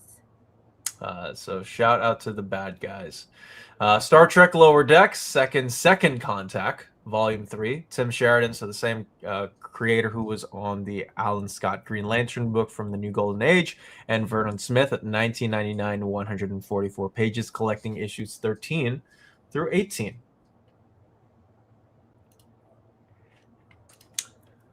And The Last Starship as well, by the Hive Mind and Adrian Bonilla. $24.99, 176 pages, collecting the first 6 issues of the Last Starship series. I didn't know that they had relaunched this book, but yes. It's been very popular. Actually, people who have never mentioned Star Trek to me are like, this book has been really good. And so it's cool that it's bringing in some new fans. And like, of all ranges, like we have a teenager who subscribes to the series and is constantly talking about how great it is. So, yeah. Okay. I'm glad that the Hive Mind have seemed like they found a home with Star Trek over the last couple of years. I know that those two have been shifting around in and out with the big two, but it's really nice to see them like get settled in on a book. I think it's very clear that those two love Star Trek. And I think IDW can also feel that as well. And their screenwriting power comes to play very well in a story like Star Trek, because we all expect to see that like big cinematic world, and they do a really good job of balancing that and the great storytelling. Oh, for sure. Yeah, super job. So Waid and Samnee on Rocketeer. It's like finding out Paul Dini and Darwin Cook did a Witchblade comic. I know, like you learn these new things every day, and you just have to figure like, all right, these two have been knocking at things for longer than like even I would have. I would know like, oh, they're only doing Daredevil and Captain America and like the Batman and Robin like retro series. Like what? They did this too? Revelations. Revelations. Street Sharks. Jawsome Justice. $21.99, 168 pages. This is going to collect Street Sharks 1 through 5 and Street Sharks 2026 annual. Yeah, if you liked the Street Sharks, animated, if you don't know that there was like a world of other anthropomorphic animals after the Ninja Turtles cartoon success, all the other ones that came out, like you can discover it for the first time here. Good for all ages. I mean, it's been a lot of fun, and you've got Stephanie Williams on it, which is like so cool that Stephanie's writing it. But it's been a lot of fun, and she nails all of the puns in there so well. It's been fun for sure. There's a reason she got nominated for an Eisner, and it's absolutely. And shout out to Stephanie for that, being the first Black female creator to be nominated for Best Writer is incredible, and I'm so excited for her. Nothing short of excellent on that front. Yeah. Elva says, glad to see Shannon become a part of this. She is perfect for these videos. I 115% agree with that statement. Thank you so much. She's here too. We've also got Fugitoid Frenzy, $10.99 by Andrew Justra and Louis Joyce, 80 pages. This is going to collect Tales 4 through 6. It was such a cute story. It's the new Ninja Turtle style. So like the Mutant Mayhem movie and the Tales of the Teenage Mutant Ninja Turtles like show. So it's got that style. It's got that back and forth that the brothers have now. But it's got we get to see Fugitoid in that world, which is super cool and super adorable. And it's so funny to see these turtles argue with each other. I just love that there's Ninja Turtles for every generation. Like, it's so great. There is a Turtles out there for you, for anybody, whether you're a big fan of the 2013 like mid 2010s cartoon show, you're a fan of the original, you're a fan of the 90s. I feel like there's something for everyone there on that front. We've also got a poster book of Jason Aaron and all the collaborators he's worked with: Juan Ferreira, Derek Robertson, Cliff Chang, Joel Jones, Raphael Albuquerque. On the relaunch, the 2024 run, 1999. I cannot, again, another book that I can't believe exists now, or will exist. Yeah. So if you're a fan of the new stuff, you can buy that poster book. $13.99, 552 pages for the Mirage years from 84 to 87 in its classic collections. Oh my God. Yeah. 22nd of September. Putting that in the if that was a $9.99 compact, we would all just be like in heaven. Yeah, but the fact that it's only $13.99 is still a great deal, and it's seriously that first 10 issues of the Mirage run. Holy crap! I cannot believe that is in compact form. Like, that's going to be so easy to put in people's hands. And again, like you said, there's so many people constantly asking for Mirage Turtles, and this is an accessible version of it, so it's gonna be awesome. It is. And well, it's not $9.99. It is perhaps more affordable than some of the larger collections, right? Yes. And that's what we always want to see, and it seems like your shop will have a new bestseller. For our shop, absolutely. We're such a turtles-driven shop in the first place, and but I always say, like, I always call compacts the Loungefly size, because they fit inside of a Loungefly, which not many things do, in comic format. And so this is great because there's so many Ninja Turtles Loungeflies that you're going to be able to throw this into, and always be prepared. Yeah. 2013 is the best. Yeah, that's the show that my younger brother grew up with, and I'm very jealous that was a show that my younger brother grew up with.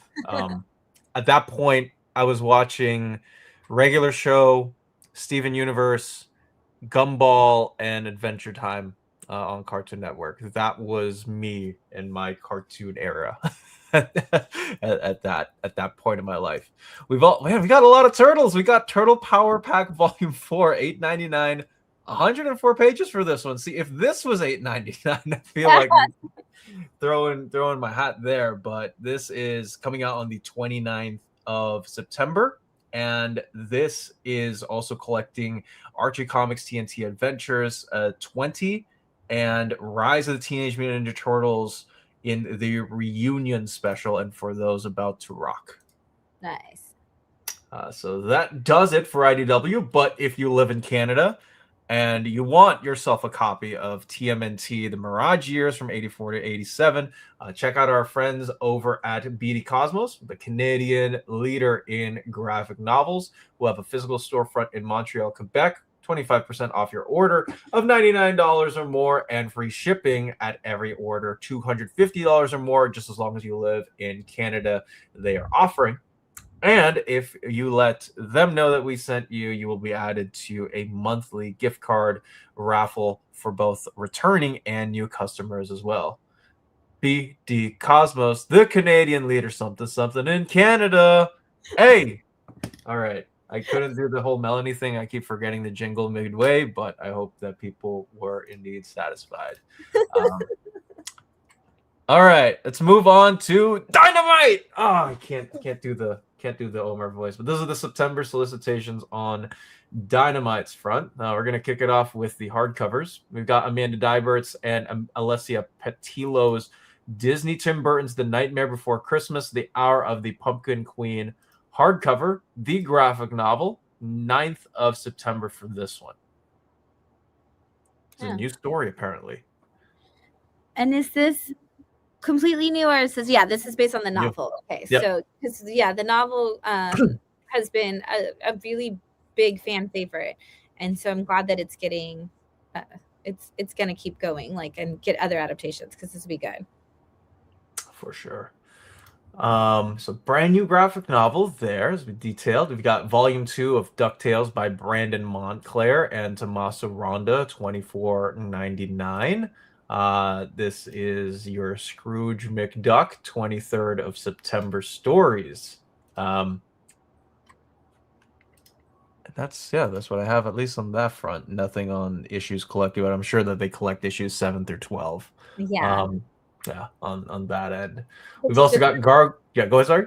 Oh, I was just gonna say, it's such a good series. It's so cute, and great way to read it if you do get a hardcover or trade paperback of it, is they are episodic like the show, so you could almost like read one a day or something and come back like or read one every Saturday. Read an issue every Saturday. We got Gargoyle's Quest by Greg Wiseman, Pasquale Quilano and Gerardo Gambone, Clayton Crane on the cover. This is $24.99 and also collects each issue's bonus prose story by Wiseman, the 6 issues of Gargoyles Dark Ages with a complete cover gallery. I'm so curious about those bonus prose stories. That's awesome. I have not read those, but hey, Wiseman can write. I know that much. And Gargoyles specifically, so has been working. It's been good, and it's fun to see a different crowd of people coming into the comic store because they remember that, and it did the Gargoyles show, and seeing it like pick up. It's been exciting. Indeed. We've got the Classic Years in hardcover format, $49.99, collecting the original 1995 run of issues 1 through 11. Got early Amanda Connor art too. Yeah. I did not know that. Lilo and Stitch 626. We've got Sean Cheeks Galloway on the cover, featuring various different creators. This is also going to have, this is an anthology series, and it is a 96-page graphic novel at $21.99. Issue 2 just came out this week, so if you want to catch it in single issues, like, it's hitting the shelves right now. Kind of launched around that 626 day experience, Oh yeah, that's right. 626 was it? Okay. 626 day. Played well. Good job on the good job. I'll give you that. Powerpuff Girls Volume 3, New Year, New You, Amanda Dibert and Sylvia DeVentura taking over. We got Paulina Ganacheo on the cover as well. $20.99, collecting issues 7 through 9 of the current Powerpuff Girls series and the summer special along with this as well. Also really cute. I think Dynamite, just having all these cartoon properties, has been so much fun because you're seeing so many people like get there and get to the comic book store and be like, oh my gosh, my fandom is back. And Powerpuff Girls recently crossed over with Thundercats, which was crazy. And so it's been fun to see all these different stories coming back. Yes, indeed. Yeah, it's been nice to see, like, like if they're going to have all of these properties, get their license, go through them. You wonder, like, okay, how many of these things are they actually going to do? But it's nice to see them commit for a lot of these titles, especially with something like Powerpuff Girls that has, I know, holds a lot of nostalgic value amongst my millennial friends. So it's been nice to see. We got Thundar the Barbarian. I think Omar also interviewed Jason Aaron in preparation for this as well. $24.99. Cooper Ball is on the art. We got a nice Michael Cho cover, which is always nice to see. This is going to collect the first 6 issues of the new series. Yeah, this has been another one where fans of the show have been really excited. But this is Jason Aaron, so there's so many like layers to it, because it's like Thundar is experiencing a world where like everything's been destroyed in like the past and like the fantasy world, but then he's also kind of like seeing the real world, and that's being like potentially destroyed, and he's trying to figure out how to connect everything and what's real and what isn't. And so it's become like a very like Jason Aaron, like high, fantasy kind of story blending into the Thundar world. And it's I'm curious to see how they're going to put it all together, like how Jason's going to wrap it all up. Yeah, this it feels like, like I guess a part continuation of his time with Conan. I think like he fits. I think Jason Aaron fits those stories well. I was surprised and shocked to see that he was going to be on this time, because again, I don't know who Thundar is as a character, but though I was like, oh, the more I read, I'm like, okay, I get why you're here now, doing this book. And that's the interesting thing that Dynamite has, because they have like all the like Hanna-Barbera side, and then like the like and like from before, like early 80s 70s kind of time, and then they have the 80s, and then they have the 90s and 2000s comic cartoon characters. And so you're like having all this like vast world of stuff. I'm like, I'm waiting for somebody. It won't be Dynamite because they previously had it, and they won't have it again. But I'm like, when are we gonna have somebody else pick up those Rainbow Bright rights while we're sitting here making all these cartoons and comics? Just saying. Indeed, yeah, you gotta pick them all. It seems like what Dynamite's doing. We got trade paperbacks as well too. We got Archie and the Army of Darkness by Eric Burnham and Bill Galvin. So if you're a big Archie fan and or Army of Darkness, a very weird. It was a crazy cross. It makes sense, like when you think of like your Archie horror comedy books that they do, and then the way Army of Darkness is, it's horror comedy. But the fact that like it's literally like Ash trying to guide Archie through essentially the same story. It's hilarious, and Jughead is always there for the best laughs. Yeah. Okay, now it makes a lot more sense than it originally did in my mind, just looking at the cover. We've also got the Pumpkin Queen in trade paperback format. So if you're looking for a cheaper version, it is $16.99. We've also got the trade paperback of DuckTales, the trade paperback of Gargoyle's Quest, the trade paperback of Lilo and Stitch, the trade paperback of Powerpuff Girls, Thunder the Barbarian, and that goes it for Dynamite. But if you want Jason Aaron's Thunder the Barbarian, and if you live in the European Union, interested in getting it, check out Walt's Comic Shop, who have a storefront in Berlin, Germany. They have the cheapest pre-order prices for Marvel and DC. Also create our own comic books in the EU with a flat shipping rate of 12 euros for all of those EU countries, and with bulletproof packaging, even through the very intense heat wave that is probably hitting your house. All of those emails will be answered in 24 hours with a superb selection of new titles and out-of-print books. Just head over to Walt's Comic Shop. How's that jingle? Walt's Comic Shop. Your for comic and illustrated editions in Europe. Ding. Okay. Reliable source. Dang it, that was the word. Melanie, please don't fire me. Please don't fire me. This is my brain on a speed run. We're gonna go over to Vault. I think we have 3 publishers left to cover here, at least on this end. Trade paperbacks. We got the first volume of Michael Morecci's Barbaric with Nathan Gooden on art, $14.99 for this 6x9 trade paperback. This is going to collect Murderable Offenses, Axe to Grind, and the one shot all in one compact book. I feel like that's a lot. I actually was curious because Barbaric is only 3 issues for every arc. Mhm. And so I was like, are they going to charge $14.99 for a compact of 3 issues? But you're getting, you're getting 7-8 issues right there. So that's pretty good. For that story. And there's so much. If you haven't read Barbaric, it's a hilarious sword and sorcery book. He's got a talking axe that gets drunk off blood. He's cursed. He can only kill people for, like, the barbarian himself, whose name is Owen, by the way. The axe makes fun of him for all the time, but he's cursed to not be able to be a barbarian for his own personal thing. He can only do it for good, to help people. So he's constantly being drawn into that. But I'm glad that they're putting more of the story together, because there is so much Barbaric at this point. And I think people don't realize how big the series has gotten, because it does come in those 3-part series. So again. Indeed. I also, well, not only do I like the fact that they're putting it in, a compact edition for those who prefer, that size and format, but I feel like the series, the series has gone on, a long time, and you always hear something about it. So just getting to see it in a more accessible format, and with all of the internal struggles of the character, who needs to be one thing but is another. Yeah. That's a nice thing, I think, to see, someone struggle with. I want to also relay, we got the Dungeon Crawler Carl Volume 2 regular edition. So this is your standard size trade paperback, $19.99.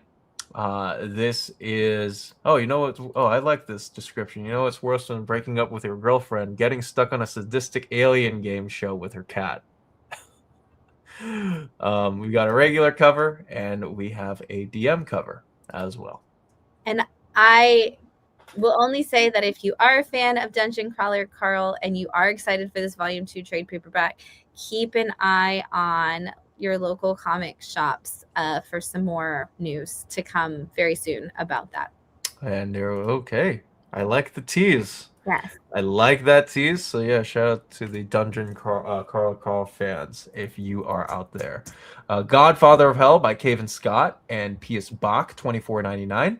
So we're a big fan of Cavan Scott's Star Wars series. This is one to check out. And I've been waiting for this. They released issue 1. There's a couple of books that Vault had on their slate to be single issue comics like a year or 2 ago. And I guess it was almost 2 years ago now. Wow. And they ended up releasing 1 issue, and then they kind of pulled all of them and decided to turn them into essentially graphic novels. And so this is one of those where we got an issue 1, but we never got the rest of the story. And so I have been waiting for a year or 2 for this book to finally come out. So I'm very excited to see what actually happens in this story. You got, not too late, right? Just a couple of, a good amount of months and after, but yeah. October 14th for that one. We've also got Prime Hunter Trade Paperback Volume 2 by Zogarth and Uno Day Studio, $19.99.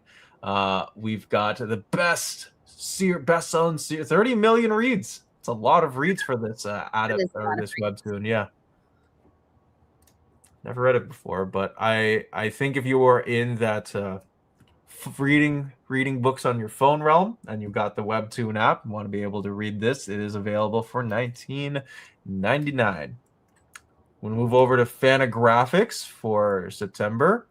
We've got Atlas Comics Library Volume 10, No Sports Action, or number 10, Sports Action. There's sports action in this book. Lots of sports action in this book. My bad. I read that wrong. $54.99. This is coming out on the 23rd of September for this one. It's got a lot of Marvel issues. Apparently, yeah. Atlas / Marvel issues launching Sports Stars 1. Yeah, we've got baseball, we've got boxing, and we've got football. So that is your thing. Check it out. I know that this will be a fan amongst all the Uncle Scrooge fans, Carl Barks fans. This is the pencil and storyboards, King Scrooge and the first and other stories, the studio edition for Fantagraphics. This is $100, 16th of September for this one, and it'll include King Scrooge the first, the last Uncle Scrooge stories Barks wrote and one of his best, as well as Pawns of the Luke Guru and many others as well. Definitely going to be a fan favorite. I can already see my good friend Curtis Finley, who will also be in that Eisner show because he is being nominated for best design. I know that he will probably have a hand get somewhere in this as well. So this is that's big. We've got Chippendale Rescue Rangers, Volume 7, Scheme of the Impossible Dream, the Disney Afternoon Adventures, $34.99. We've got a fat cat who's a part of this, and an airplane. So that's your thing. Do you not know the Chippendale Rescue Rangers? I know the Chippendale Rescue. Okay, I was like, wait, hold on. Okay, good. I was like, talk about your Disney afternoon. Like, this is, a great. Oh no, yeah, if you're a Disney fan, like this should be a near new number one on the September of your selection for sure.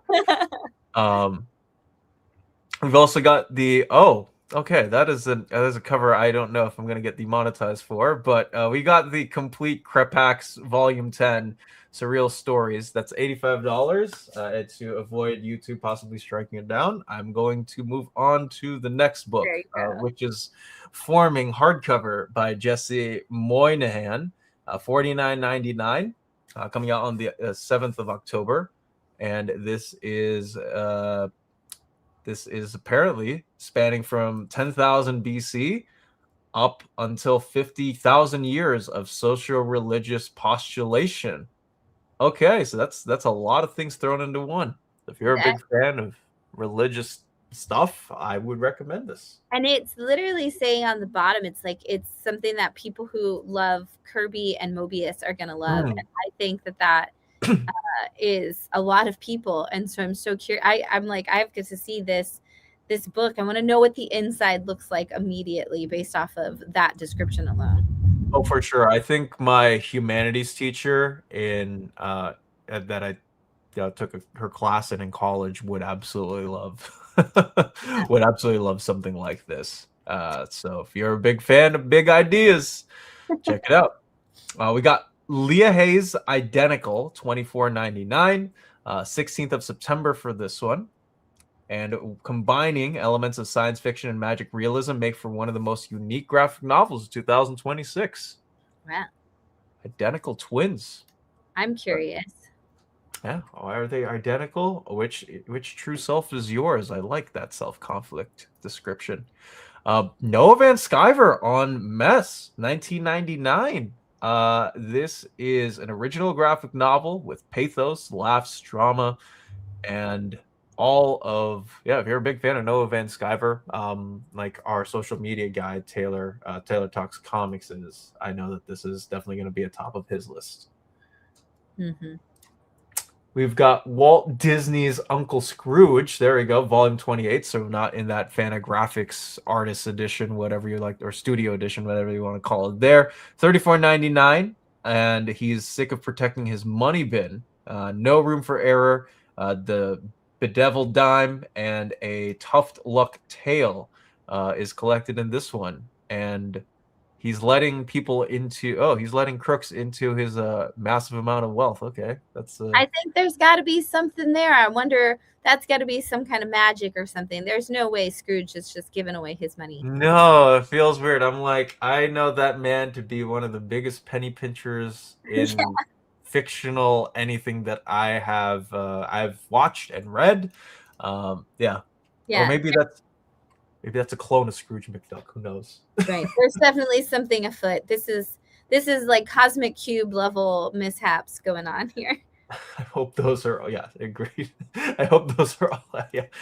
Listen, man, the last thing that I need is Omar texting me saying, Dom, we need to talk later today. And it's about like stuff like that. Not going to be a part of that conversation. I'm sorry. We got The Comic Club by Yi Yang, 1999. Hey, graduating middle school. I only took 2 years in middle school. It's American.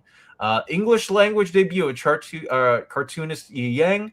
It is a coming of age story of broken families, bonds of friendships, and the need to carve out one's path in life. Okay. This is your classic learning about life bookie. Yeah, it's gonna be super cute. Indeed. Disney Masters Collector's Box Set issue number 13 by Francesco Artabani, $69.99. This is invading North America with Disney Masters Volume 25, Mickey Mouse: The River of Time, and Volume 26, Donald Duck, Tales of Arnold Will Duck, and Who Sank Steamboat Willie. See how a standoff between Mickey Pegleg Pete and jewel thief Jeff Fishbone sank that infamous riverboat. So we get to see how Steamboat Willie gets sunk. Okay, you got me there. I like that.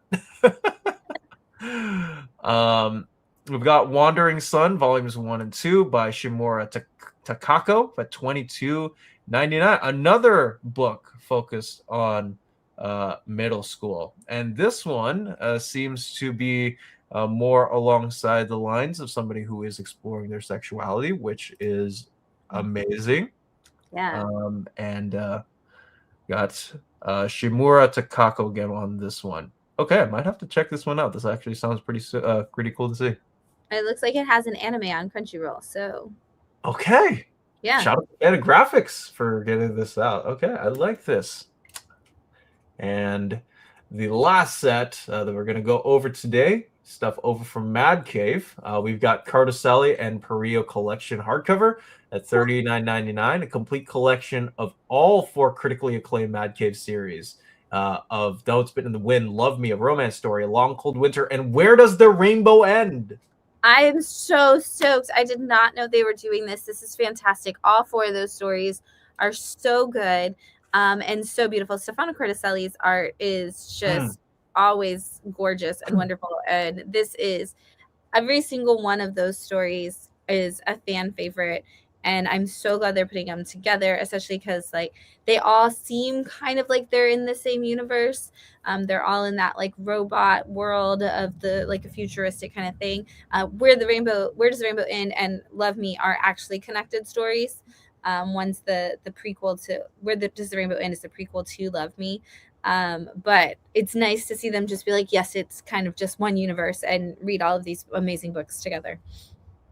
Indeed. Yeah, I have not read any one of these 4, but from your immediate excitement when I was reading through the description, I was like, okay, these seem really, really good. Like I'm so excited that they put them together. They make you like they make this like these robot stories like really just beautiful. Like I mean, Love Me is literally a romance story with a robot, and it's so good. It's like an action romance too, because it's like falls in love with the girl and the girl gets kidnapped kind of thing. So okay. I'll have to check it out then. I'll have to check it out. Okay, super job. Isn't that cover with that word on it just as bad as that? Hey, listen, we have Dick Grayson in a lot of these solicitations running around, and YouTube has not flagged us for that once. So hopefully. Hopefully, you know, like it's funny you mentioned that though, because like as this is volume 3 of Dick Tracy, collecting issues 13 through 18, all new story arc for Alex Segura's and Michael Morecci's Dick Tracy. I want to say real quick though on the censorship front, when Omar does an overview of books and there's nudity on whatever thing that he's doing an overview of, he always puts the Near Mint Condition logo over the body parts that are not technically supposed to be shown to, you know, all audiences, because like YouTube will, like, you have to, you know, do monetization and stuff or whatever, right? Anyways, I have no idea where I'm going along with this. Omar loves this Dick Tracy series. I have yet to read. I know what it's about. I know the creators are on, but I have yet to check this out, and I will at some point. And this has been good. This volume is, it's like volume 2 is where they did the Blank story, which is not the same as the movie. The movie is not what happens with the Blank in the strip. But then this one kind of picks up and brings us a different story that's kind of actually giving us a little bit of an ongoing, like that first arc that they did. You could kind of tell that they weren't sure if they were going to get to keep going, because they kind of did similar to the movie where they took out most of the villains. And now they're kind of just like, okay, let's tell the story, and they're kind of settling into it. I do love that. One of the first things I asked Alex when he said he was working on Dick Tracy is, I was like, are you going to remember that Dick Tracy would never cheat on Tess Trueheart when you write this story? Like the movie, it did not get that right. Like Tess and Dick Tracy, like they don't cheat on each other. And he was like, Tess is the true hero of the Dick Tracy comic strip. And I was like, okay, I'm in. Let's go. So. Okay, sounds like he's revved up for that. It's nice to see that they're also continuing series 2, which is again always nice to see, especially since I think Jeremy Adams is off of Flash Gordon now, right? Yes, Jeremy is off of Flash Gordon, but it is still going on, and it's kind of like relaunched with a completely different story within that Flash Gordon world. So, but it's good. Those jump cuts and NMC logo edits are funny, but they help save the channel. You're not wrong about that. Yeah. I wish that I could do that on StreamYard, but StreamYard is very limited to what you can do with pictures. We've also got Havana Split Volume 1 by Bramaud and Vic Macchiochi. $29.99, 2nd of September for this one. So we got an ex-CIA agent and a facile, all in the middle of the revolution. Looks like it's looks like it's set around the time before Cuba got nuclear missiles in, and that thing happened. But if you're a fan of those stories, like I am, considering that I've played some Call of Duty games that are also set around that time, I'm sure that you will get a kick out of it. Let's move on to trade paperbacks. We got Volume 1 of 51 by Kurt Pyers and Jock. This is $19.99, $17.99. Gosh, where am I reading 1999? 23rd September for this one. Really crazy off the wall book. This is about the president's son is been screwing up all over the place, so he gets banished by his dad essentially to go work at Area 51, and screws it up again by letting a bunch of stuff out. And so it's kind of the anthology-esque story almost of them having to find all of the things and bring them back into Area 51 that have gotten loose. Okay. Yeah, well, it's been really fun. I just remember being stuck in the pandemic, seeing people storm Area 51. Kind of reminds me of this. Okay, I'll have to check it out at some point. Astro Quantum by Andrea Moody and Arturo Fabra, $17.99, in a distant galaxy where space beasts are finding themselves aboard on the curse ship Pequod, coming out on the 16th of September. It is Moby Dick in space. Like, it's actually literally Moby Dick in space. It's a adaptation of that, and you've got your Captain Ahab kind of character. You've got chasing down that white whale, and it's cool if you like that. It's also interesting to see Andrea Moody on writing. Usually Andrea does art, so it's cool to see him take on both sides of the story. But it's very high sci-fi, so you've got to be prepared, like, going in for that. It's like, how could we take Moby Dick and make it a high sci-fi story? I like Moby Dick, and now that he's in space, that opens up more possibilities for storytelling. Best Friend Show by Craig Hurd McKenney and Melissa Jones, $10.99. We got a 16-year-old spending a lot of time in dog shows. Poor guy. He'll be fine. That'll be fine. Breaklands Volume 3 by Justin Jordan and Tia Setta, $19.99, 16th of September, in this dystopian series. Nice. Cassan trade paperback, also from Nakama Press, by Mario B. Long and Kusanagi, $10.99. This is a cybernetic hero with no memory and a human heart buried inside metal. So if you're a big fan of Cyborg from the Teen Titans, I'm sure that you will like this. No shit. No Yeah. shit. Yeah. The Nakama Press books have been really good. Like I think that they've done a really great job of capturing some really, like, selecting some really great stories for their runs, and I hope that they keep going with it, because it's been a lot of fun.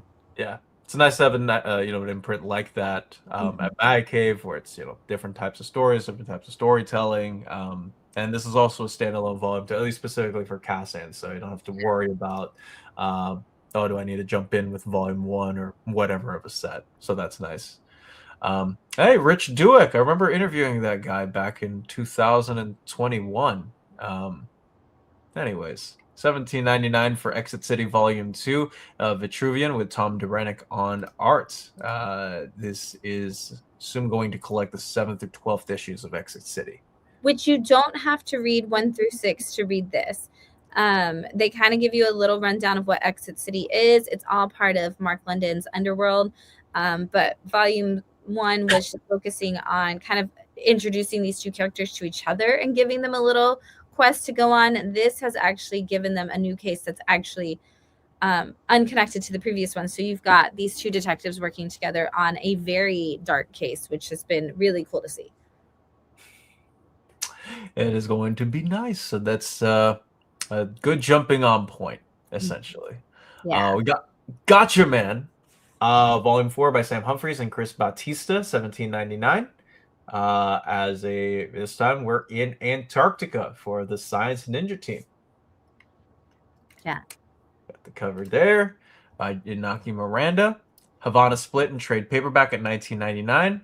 Well, we've got another Nakama Press Hocus Focus by Ian Flynn, also the writer for all the Sonic books, and Ryan Jampol, $10.99 for this one as well. That looks adorable. Oh my gosh. Oh, I'm sold. Those cute monsters. Okay, that is a cute cover. Okay, I like that. Hocus has to learn a lot in her journey, and I'm sure that that journey is going to be awesome. Yes. That looks legit cute. Hot Blood, Volume 2, Valley of Kings by Toril Orleski, 17, or sorry, gosh, where am I getting 17? Whatever. $19.99 for this book, as we got the Red Days of the West in this Mad Cave title. Right, centaurs and humans. Mm-hmm. Centaur and human coexistence. Whatever will happen with this one. Is Ted Okay by Dave Chisholm, $19.99, 30th of September for this one. Holy crap, this book. Okay, this book we'll probably be talking about at like Eisner's next year, probably, because it's such a crazy book. We just got issue 5 out of the 6 issues this past week, and I guess 2 weeks ago now, and it's so good. Dave has taken this book in 1,000 different directions, but it's about these people, Ted and Sarah. Ted works at like this major corporation, and Sarah's job is, she's one of the people whose job it is to just watch the people, to make sure that working in a corporate job that's terrible doesn't beat them down so much that they don't want to keep their job, or living in some capacities.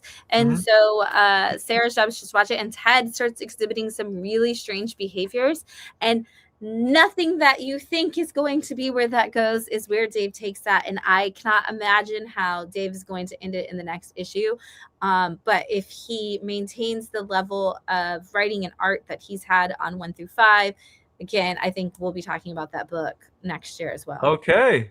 I can't wait for next year's Eisner nominees too. Okay, Ted. Oh gosh. I know. Also, I've never been a judge for the Eisner books, so don't quote me on that ever.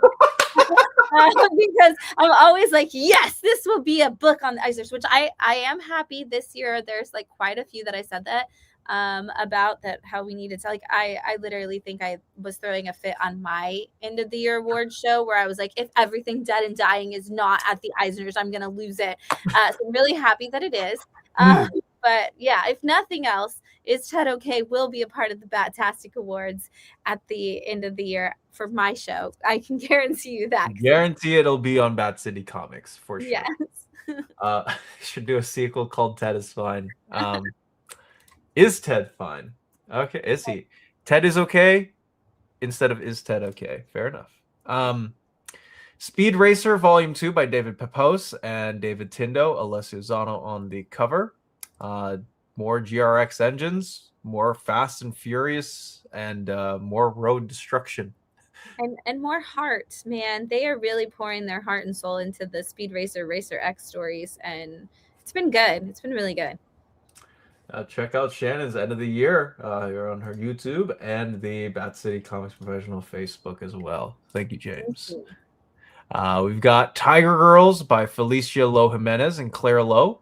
Tiger Girls, or Born Girls, feared as omens of calamity. So, what is this webcomic about? You'll have to check that out under the Maverick imprint.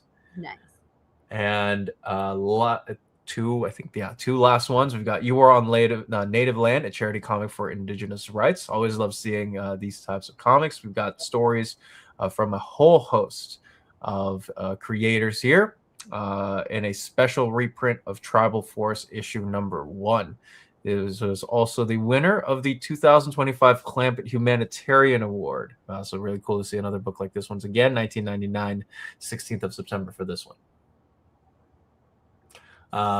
The other thing I have to say about it is David Cutler, Paris Elaine. I believe those two were on the Hawkeye Ultimates one shot with Denise Camp and that one other creator I'm forgetting the name of. It's gonna be so good. Yeah, I agree. And the last book we're going to be talking about today is Zeros Volume 1 by Man Song. $10.99 September 9th for this one. So we've got 5 years trying to outrun the past. That past doesn't stay buried. You wonder where it's going. But that is all that we have for today's show. As always, for the end of these, ask the panelists, or the one panelist today, which book that they're most excited for on this end, and for any of these Septembers. Shannon, was there one book in particular that I know that we've talked about a lot of these, but one book where you're telling yourself, well, this is a must-get favorite of the bunch? Oh man, there are definitely so many favorites that I'm so stoked about. Of course, for my store, it's going to be that Mirage Compact. That's going to be great. Mm-hmm. But I think that Hocus Pocus book at the end, it looks so cute. I actually really can't wait to read it. It's gonna have all the cute magic and witchcraft, but all the adorableness of a little one trying to find themselves, and it's gonna be great. I'm very excited. Heck yeah. Yeah. I like that Ian Flynn got you on that. But I know what, I guess as somebody or a writer who's been on Sonic for all of these years, like, is used to seeing, I can totally do the cuteness. Cuteness of it all. Absolutely. Look at that. Yeah, for sure. And I think mine would have to be, Amy's anniversary special. Finally be able to get a comic book on my shelf where it's just Amy and no other Sonic characters, which is it'll be nice for me. And I guess Ian Flynn wins the day. Ian Flynn wins the day. He got 2 out of 2 on that end. So big shout out to the man behind all the Sonics. And that does it for today. You can check out all of the solicitations under our belt at comicreleases.com. If you just go to the solicitations tab, go to 2026. Not only are those solicitations there, but Marvel and DC are also available at your end to view. What's up, guys? We're just about to end. You can obviously replay this entire thing and check it out at the forefront. We got Top Cow's New Darkness also being checked out by Karsten. And I want to thank everybody here who has been here for the last 2 hours watching us two. Omar will be back tomorrow for the Saturday show. I have no idea how jet lagged that man is going to be. But as always, we wish him safe travels. Yes. And to ensure that he will be okay coming in tomorrow. And I also want to thank Shannon for being here and making this awesome as usual. Where can people find you, Shannon? You can find me Sunday nights at 9:30 p.m. Eastern on YouTube at Bat City Comic Books for Wind Down Your Weekend, where I do this with all the indie and small press new releases each week. So you can catch that show. It's a lot of fun. I drink a glass of wine or more and talk about the new releases from the indie side of things after I read all of them. So if you don't have time to read them but you want to know what they're about, I've read them, so I'll set you up that. You can also find us on Instagram, Facebook at Bat City Comic Books. You can find me myself on Instagram at Small Press Shan, and you can find me on July 24th at the Eisners on the blue carpet. We'll be there and we'll be talking to people. We'll be at the award shows. We'll be hopefully getting some cool interviews. And I might actually, I don't know if y'all know, but I might in fact be nominated for an Eisner myself that night. So we just got last night that for the 4th year in a row, we are the finalists for the Will Eisner Spirit of Comics Retailer Award. So Bat City is nominated for one of to potentially be named best store in the world, but we are one of the top 5 this year for the 4th year in a row. So thank you to the judges and everybody. So we'll be at the Eisners for that for sure. And shout out to all the other stores. If you're looking for stores to check out that are awesome, the nominees, the finalists this year are all incredible, and you should that list will be popping up. So I don't want to spoil anybody's ability to announce it themselves. But yeah, go to the Eisners if you're at San Diego. I know. If only you could watch the Eisners. I see that comment. I'm doing my. I pitch that often. Let's say that. I do think that they need to make it available. There's a lot of things that go into that, but that is the start of the blue carpet experience. Will help with that because we're gonna try to get as much from before it starts and as many interviews and things throughout the award show that people can catch out. So hopefully you'll get to see some things happen this year. It will be very fun. And while I won't have any Eisner nominees, not that I want to be anyways, because I don't deserve to be. Well, not only do I not really do.